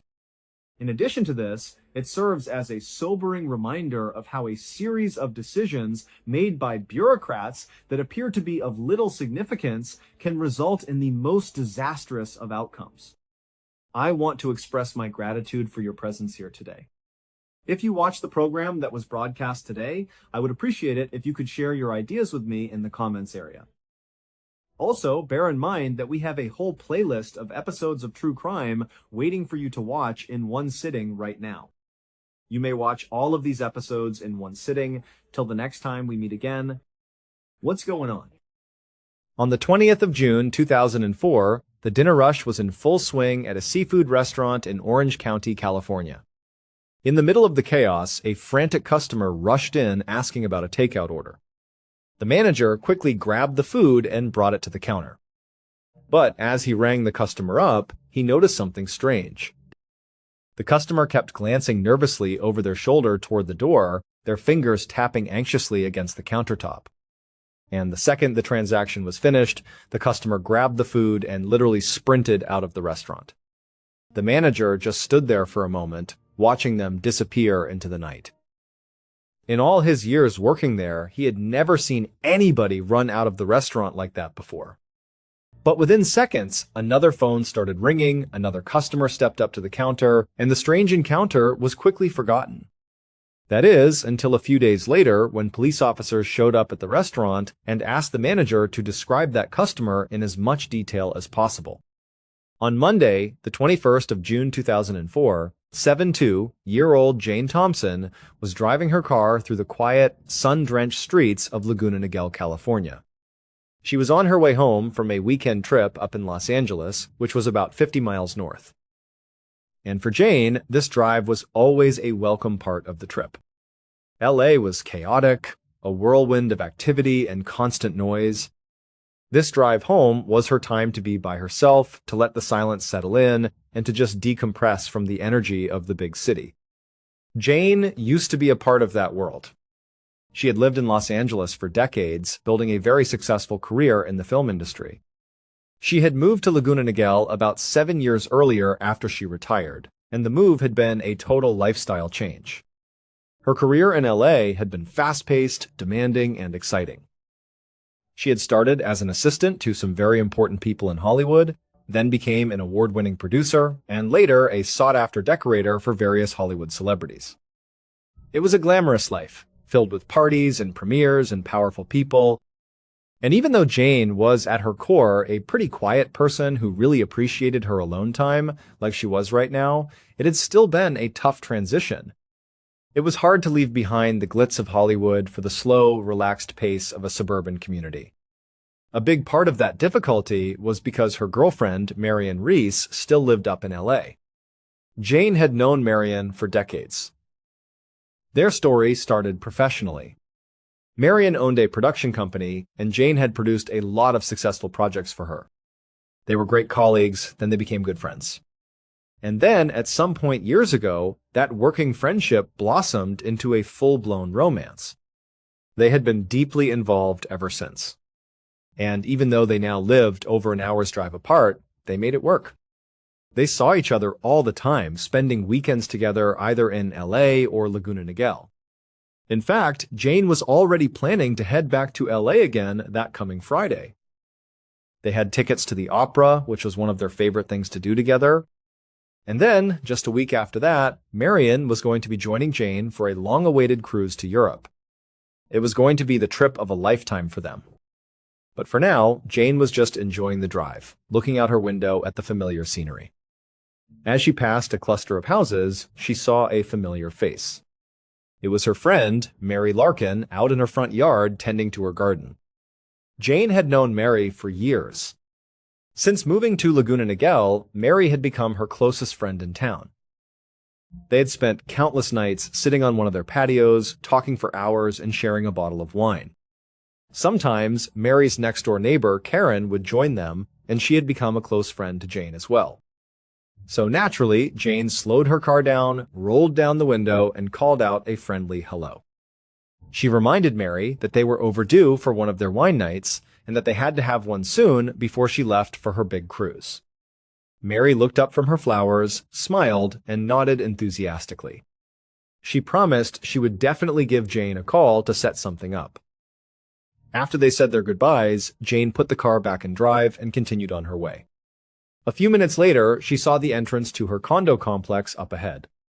She put on her blinker and turned in. Soon, she was surrounded by rows of mostly identical units with their distinct orange-tiled roofs, all packed closely together on a quiet hillside. Jane absolutely loved her neighborhood. It was peaceful, it was less than 4 miles from the ocean, and she just felt completely safe and comfortable there. It was the kind of place where people still left their doors unlocked, a place where everyone seemed so warm and welcoming. And that sense of community meant the world to Jane. She didn't have any children or any living relatives. In many ways, she was on her own. So it was a wonderful feeling to know that her neighbors were all looking out for her. As Jane pulled her car into her garage and stepped out, she looked across the street and saw her teenage neighbor, Sam Nelson, shooting baskets in his driveway. Jane smiled and tried to get his attention, raising her hand to wave a simple hello. But when the boy looked over and saw her, his face fell. He immediately put his head down, dropped the basketball, and quickly rushed inside his house, slamming the door behind him. Jane sighed. She understood why he was acting that way. He was clearly deeply embarrassed. You see, Sam was what some people might call a troubled kid. And just this past Friday, while she was out, he had broken into her house and taken some of her jewelry. But Sam wasn't as clever as he thought he was. Jane had a good idea of who was responsible, and it didn't take her long to figure out for sure that it was him. So, before she left for her weekend trip to LA, she had gone over and confronted him about it. She told him she knew what he did and that he was never to do it again. The boy was obviously mortified, completely ashamed of being caught. But Jane had also told Sam something else. She told him she wasn't going to call the police. After all, Sam was only 15 years old. He had just made a really dumb mistake. And in Jane's mind, Sam was a part of her beloved community. And even though he had done something wrong, something that violated her home and her trust, she still wanted to look out for him. Plus, if she was being honest with herself, he hadn't taken anything that was particularly valuable or anything she couldn't live without. So, she felt like she was just giving him a second chance. It wasn't a big deal. At the time, Sam was obviously very appreciative. You could see the relief wash over his face when he realized he wasn't going to get in any real trouble. But it was also clear now that he wanted absolutely nothing to do with Jane. Just the sight of her waving at him was enough to send him running in shame. But for Jane, she figured maybe that was for the best. And so, after watching Sam disappear into his house, she just shrugged, turned around, and headed inside her own home. Jane spent the next few days settling back into her routine. She did her volunteer shift at the local library, she went on long walks with her weekly walking group, and she prepared for her upcoming trips. And before she knew it, it was Thursday evening, June 24th, and it was almost time to head back to LA. That night, the night before she was set to leave, Jane stood in her kitchen making herself a simple pasta dinner. As she stirred the sauce, she thought about what outfit she was going to wear for the opera with Marion the next night. After she ate, she cleaned up her dishes and then settled onto the couch in the living room to watch some television. Her plan was to only watch a little bit, maybe an hour or so, and then get some packing done for her trip. But she was tired from the week, and pretty quickly she felt her eyelids getting heavy. Soon, she was fast asleep right there on her couch. 3 days later, on a Sunday afternoon, Jane's friend and neighbor, Mary Larkin, the woman she had seen in the garden, drove up to Jane's house. Their other friend, Karen Hamara, was in the passenger seat.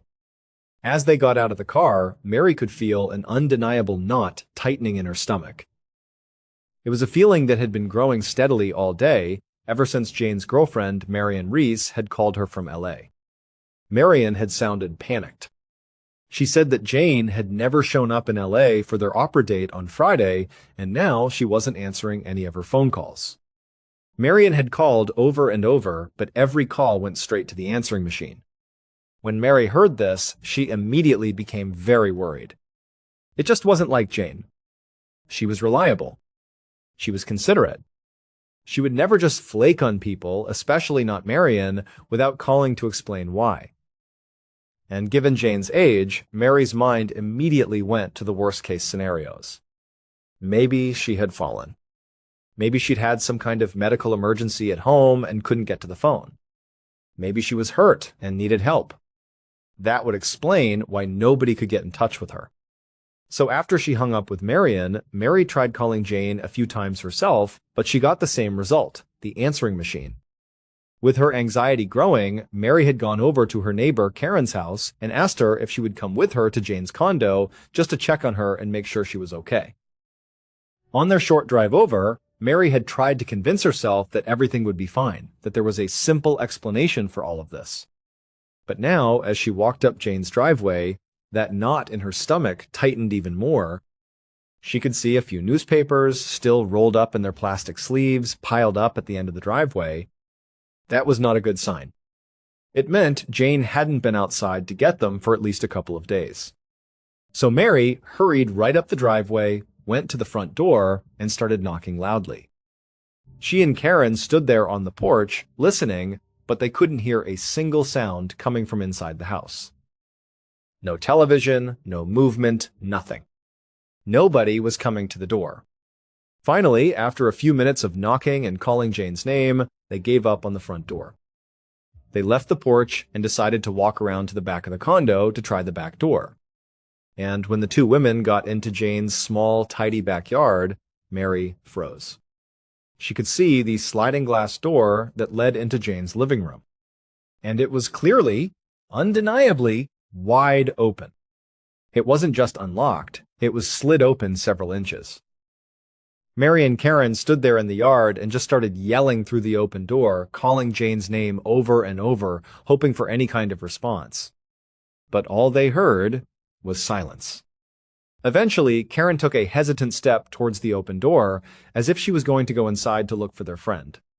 But Mary instinctively reached out and grabbed her arm. "Don't," she said, her voice shaking. Mary could barely think straight. Her mind was racing with terrible possibilities. But some gut feeling, some primal instinct, told her that they should not go in there. It just didn't feel safe. And so instead, the two women backed away slowly, left the backyard, and went to go call the police. A few minutes later, Mary and Karen stood out on the street in front of Jane's house, watching as a police cruiser pulled up to the curb. The two women immediately went over to the two deputies who got out of the car and tried to explain the situation as calmly as they could. They told them that their friend wasn't answering her phone, that she had missed important plans, and that her back door was wide open, which was just so strange and out of character. They just didn't know what was going on, but they were very, very worried. The officers listened patiently, then asked Mary and Karen to show them this open door. So they all walked around the side of the condo and into the backyard. When they got there, Mary watched as one of the officers walked right up to the open sliding door. He didn't go in. He just stuck his head inside and began to look around. And as soon as he did that, Mary could see his whole body tense up. It was like he had seen something inside that immediately put him on high alert. Mary blurted out, "What is it? What's wrong?" But the officer looking into the home didn't respond to her. Instead, he pulled his head back out, turned to his partner, and spoke in a low, serious voice. There, he told him to secure the scene and call for backup. There was someone inside, and he could already tell they were deceased.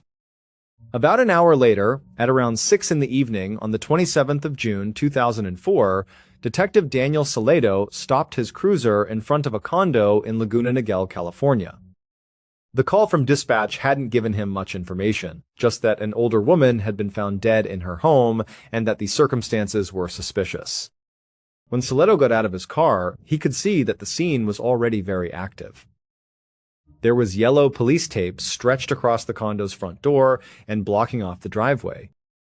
Just inside that perimeter, he saw a uniformed officer speaking to two women who were crying and looked visibly distraught. Dozens of other officers and crime scene technicians were scattered around the property, beginning the slow, meticulous process of collecting evidence. One of the deputies saw Salado arrive and hurried over to give him an update. The deputy confirmed that the deceased woman had been identified as the owner of the condo, a 72-year-old, named Jane Thompson. And from the looks of it, it was not a natural death. It appeared she had been attacked. It looked like a murder. Her two friends, the two women who were still standing in the driveway talking to the police, had been the ones to call for a wellness check. The first responding officers had found Jane lying on the floor in her living room. They had been able to get inside through her sliding back door, the deputy explained, because the door was already open when they arrived. Salado glanced back over at the two crying women. He told the deputy to make sure they stuck around. After he took a look inside, he definitely wanted to speak to them. As the deputy hurried off to relay the message, Salado walked around to the back of the house. When he got there, he saw that not only was the sliding glass door open, but there were no obvious signs of a forced entry around the frame or the lock. That could mean a couple of things. Either it had been left unlocked, or maybe Jane had known her attacker and willingly let them into her home. Salado took a deep breath and stepped inside the condo. Right away, the scene was chaotic. Technicians were everywhere, dusting for prints, taking photographs, carefully documenting every detail. And what he saw was blood. There was blood spatter on the walls and on the furniture. And then, when he looked down at the floor, he saw Jane's body. She was lying face down, positioned between her couch and her coffee table. There was a large, dark pool of blood around her head. Salado crouched down next to her to get a better look. The wounds were brutal. Her head had been so badly pulverized that Salado could see parts of her skull, the actual bone, and he could see clear breaks in that bone. Her skull was shattered. Now, Salado knew he would have to wait for the official autopsy report to be sure, but to his experienced eye, it was very clear what had happened here. Somebody had taken some kind of heavy, blunt object and beaten this woman over and over and over again. A couple of minutes later, Salado stood back up. Based on the sheer extent of Jane's injuries, it seemed obvious to him that this was a frenzied, rage-filled attack. It was personal, and it had likely happened very, very quickly.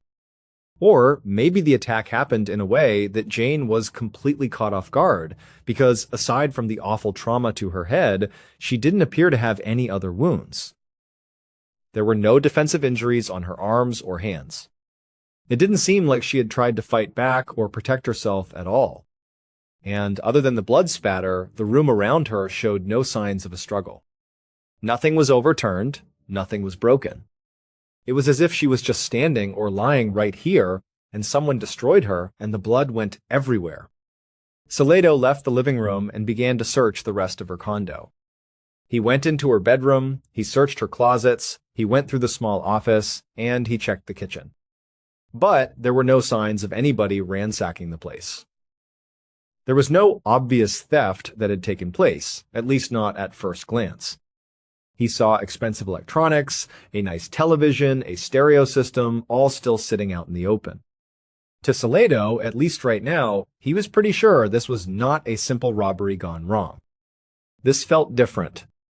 As he was finishing his initial walkthrough of the condo, another officer called Salado back into the kitchen. When Salado went over, he saw the officer was standing by the landline phone's answering machine. The officer told Salado that there were a bunch of new, unplayed messages on it.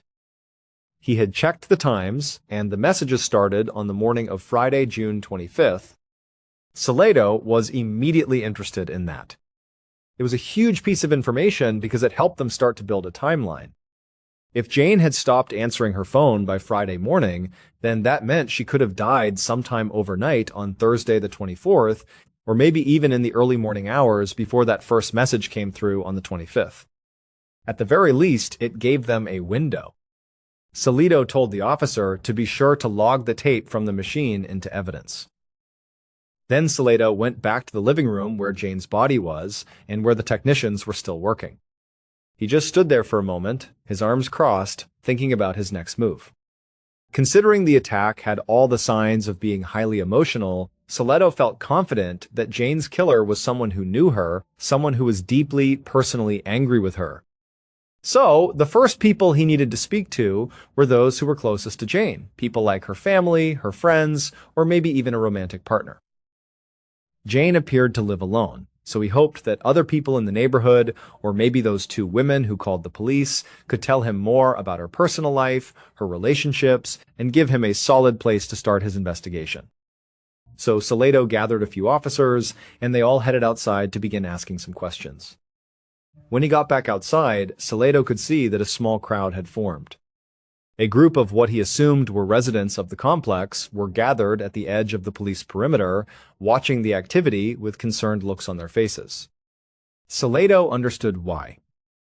Brutal homicides like this one almost never happened in a quiet area like Laguna Niguel. He knew there was probably going to be a lot of panic and a lot of rumors spreading through this tight-knit community because of this. And based on the literal layout of the complex, the fact that all these condos were practically on top of each other, he knew that those rumors would likely spread very, very quickly. But there was a potential upside to that. The fact that these condos were so tightly packed together also gave Salado an advantage. It meant that it was very likely that somebody might have heard something or seen something that could help them break this case wide open. Just then, another police cruiser pulled up in front of the house, and a detective named Brian Sutton stepped out of the car. When Salado saw who it was, he immediately felt a sense of relief. Salado worked extremely well with Detective Sutton. They were a good team, and conducting interviews was their specialty. As a duo, they just had an instinct for asking the right questions, the kinds of questions that got people talking and opening up. So, Salado hurried over to Sutton and quickly brought him up to speed on everything he had learned so far. Once Sutton was briefed, they went right over to the two women who had called 911. Salado was eager to interview them as key witnesses. But he also wasn't ruling out the idea that they could be suspects. He was sure this had to be a personal crime, and these two women clearly had some kind of close relationship with Jane, since they were the ones who had come over to check on her. When Salado and Sutton reached the women, he could tell they had calmed down quite a bit from when he had first seen them. They were still upset, but they were composed enough to tell the detectives their names, Mary and Karen. They then explained that they were good friends with Jane and that they had come over to check on her because Mary had gotten a worried phone call from Jane's girlfriend, a woman named Marion Reese, who lived in LA. They said Marion had been worried because Jane had not shown up in LA for plans they had, and so she was trying to find out where she was and if she was okay. This immediately made Salato's ears perk up. A girlfriend. He asked Mary for Marion's contact information. As he jotted down Marion's phone number, Sutton asked the two women where they were on the night of Thursday the 24th or the early morning of the 25th. Both women said they had solid alibis. Now, the detectives would still have to confirm those alibis because anybody can say they have one. But for right now, Salato was comfortable provisionally ruling Mary and Karen out as suspects. They both seemed genuinely stunned and horrified by Jane's murder. And while it seemed like they were good friends with Jane, he wasn't getting the sense that they had the kind of intense, complicated closeness that might have led to such a vicious and personal attack. So he told the two women they were free to go home.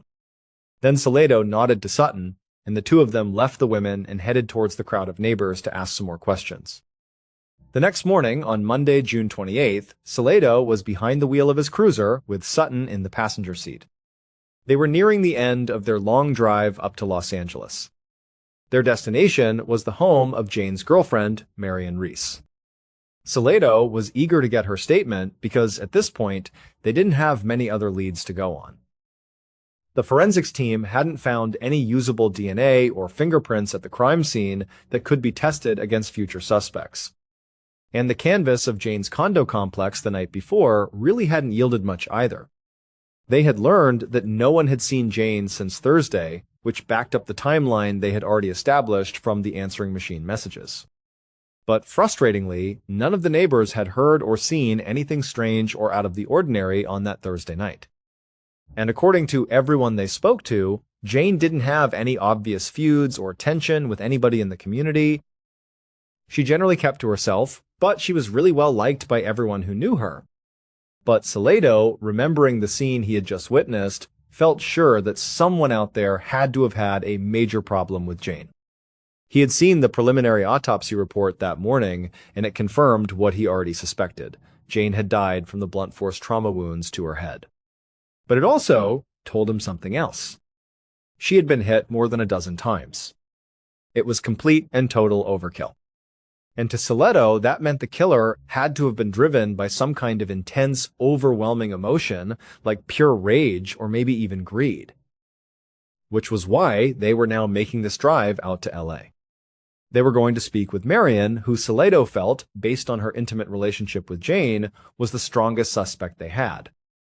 Romance, he knew, could make people do crazy things. And there was something else. Salato had done some digging into Jane's finances the night before, and he found out that she had a life insurance policy worth $100,000. And Marion Reese was listed as the sole beneficiary. That meant Marion definitely had something to gain financially from Jane's death.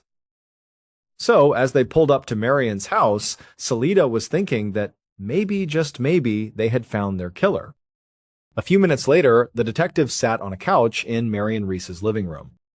The home was on the smaller side, especially by LA standards, but it was very tastefully decorated. Marion sat down in an armchair across from them. When they looked at her, they could see her eyes were red and puffy, as if she had been crying for hours. She was holding a glass of water in her hand, and she kept lifting it up as if she was going to take a sip, but then she would just place it back down on the end table without drinking. It was like she was in a daze, just going through the motions. It was clear that someone, likely Mary or Karen, had already told Marion about Jane's death. And to Salato, she was showing every sign of being in genuine, profound shock. He knew he had to be very careful with his line of questioning. He didn't want to overwhelm her. If she shut down completely, he might not get the information he so desperately needed. After a moment of silence, Salato began by simply asking Marion how she knew Jane. Marion took a deep, shaky breath, and then, with a wavering voice, she explained that they had known each other for almost 50 years. She told them how they used to work together, how Jane had produced so many projects for her production company.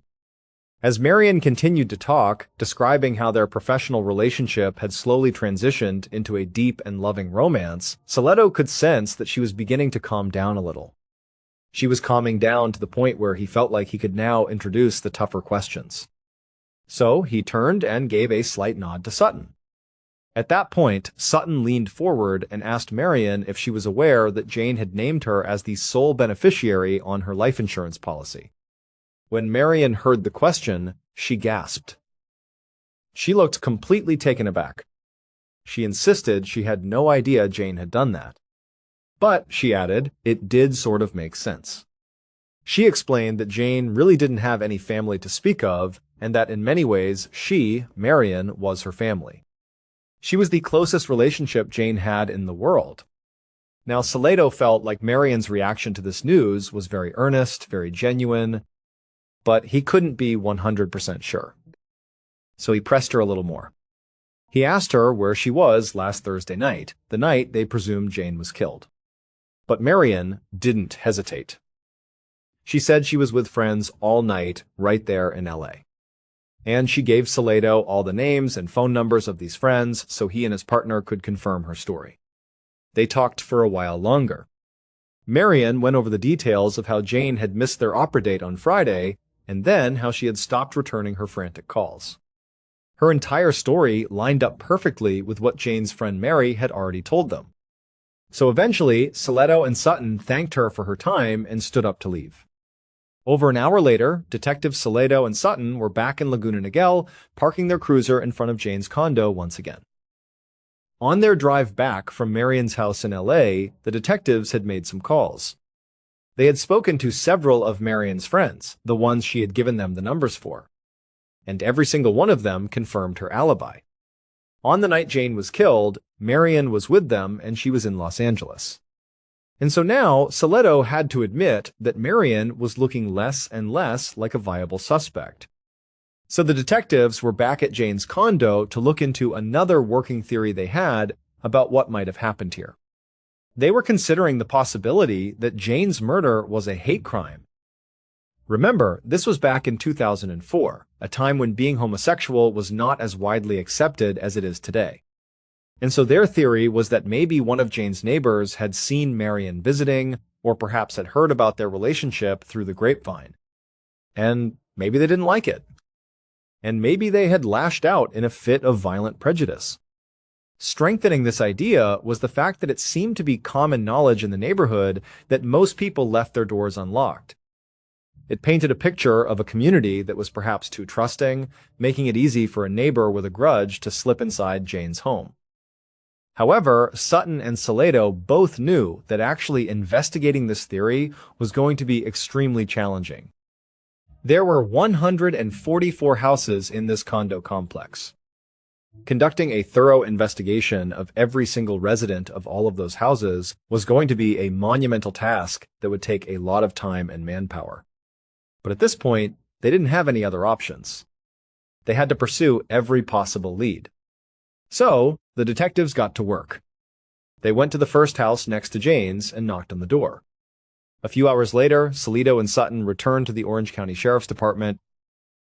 They had spent most of the afternoon talking to people who lived in Jane's condo complex. And while they hadn't been able to talk to everyone yet, they already had to admit that their hate crime theory was looking more and more like a dead end. Most of the people they spoke to didn't even know Jane was in a relationship at all. Since her girlfriend Marion lived in a different city, they rarely saw her around. And beyond that, there was just nothing that anyone in the neighborhood said that made the detectives think that Jane was being targeted for any particular reason. But a few people had mentioned something interesting. They said that recently there had been a string of burglaries in the complex. This was something that was completely unheard of in a safe, quiet place like Laguna Niguel. Still, there was a huge difference between somebody breaking into a house to steal some stuff and breaking in and bludgeoning someone to death with such brutality. But it was a lead, a new thread to pull on. And that's what Soleto was thinking about as he and Sutton walked towards their desks. But before they even got there, Soleto had this sudden flash of insight, an epiphany. He just stopped dead in his tracks in the middle of the squad room. He turned to Sutton and said, "Turn around. We have to go back to the evidence room. I think everything we need to solve this case might be in this building with us right now." The following day, Salito and Sutton pulled up in front of a restaurant called the Beach House. The previous afternoon, after his epiphany, Salito had suggested that he and Sutton go back to the evidence room and listen to the tapes from Jane's answering machine one more time. Now, to be clear, they had already listened to the tapes before. But at the time, none of the messages had seemed particularly important or relevant. But now, based on what they had learned over the course of their investigation, they realized that those seemingly insignificant messages might actually tell them a lot. And so Salito and Sutton had spent hours re-listening to the tapes, transcribing them, and then gathering even more evidence to confirm what was on them. And even though they were now pretty sure that all this evidence they were gathering told them exactly who killed Jane, they still needed one more piece to fall into place. They had a book of photographs with them. It was a photo lineup. And they knew for a fact that one of the photographs in that book was of their killer. They just needed somebody in this restaurant to verify it for them. So, as soon as they got inside, they found the manager and explained why they were there. Then they asked him, "Hey, would you mind looking at these photos for us? See if you recognize anyone?" The manager looked a bit alarmed by the request, but he ultimately agreed to help. So they all went into a back room away from the customers. They opened up their book of photos and laid it on a table. The manager leaned over and looked. And almost immediately his finger shot out and he pointed to one of the pictures. And when Salito saw the person the manager was pointing to, he felt a grim sense of satisfaction. He knew they had finally cracked the case. Based on forensic evidence and eventually a full confession, here is what investigators believe happened to Jane Thompson in the early morning hours of the 25th of June, 2004. The killer, dressed in dark clothes and gloves and holding a hammer, stood in the darkness of Jane's backyard, right outside her sliding glass doors. The killer had already been to Jane's house a few times earlier that night. But each time they had approached, they had ultimately lost their nerve and left. Because every time they would get there, they would peek through the glass door and see Jane asleep on the couch in front of the television. And that was a problem. They needed Jane to leave the room. They needed her to go to her bedroom and go to sleep in there, out of the way. But she wasn't moving. But this time, as they stood outside the glass doors, they knew they had to go in. They knew if they didn't do it now, they would never get what they wanted from Jane, even if she was right there on the couch. So, the killer took a deep breath, reached forward, and tried the handle of the back door. It slid right open, just as they had expected. It was unlocked. Once the door was open, the killer stepped inside, very carefully, very quietly, and made their way over to the couch where Jane was sleeping. They just wanted to check to make absolutely sure that she was still asleep. But as the killer was hovering over Jane, looking down at her as she lay on her back on the couch, the unthinkable happened. Jane's eyes opened, and she looked right at them. The killer was so surprised, so utterly terrified of being caught, that they instinctively lifted the hammer they were holding and brought it down on Jane's head with all their strength. When the killer finally stopped and their adrenaline-fueled panic began to subside, they just stared down at Jane's destroyed body in total, numb shock. Then they backed away, and they realized that the hammer, the murder weapon, was dripping blood everywhere. So they grabbed the head of the hammer with their gloved hand to try and stop it from dripping, and then they turned and ran right back out through the sliding door. The killer hurried across the street in the darkness, and as they went, they tossed the hammer into a nearby trash can. And when they finally got to their own home, just steps away, they stripped off their bloody clothes, balled them up, and then tried to decide where to hide them.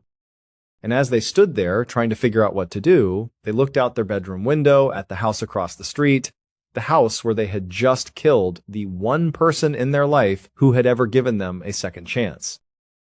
It would turn out that Jane Thompson was murdered by a child.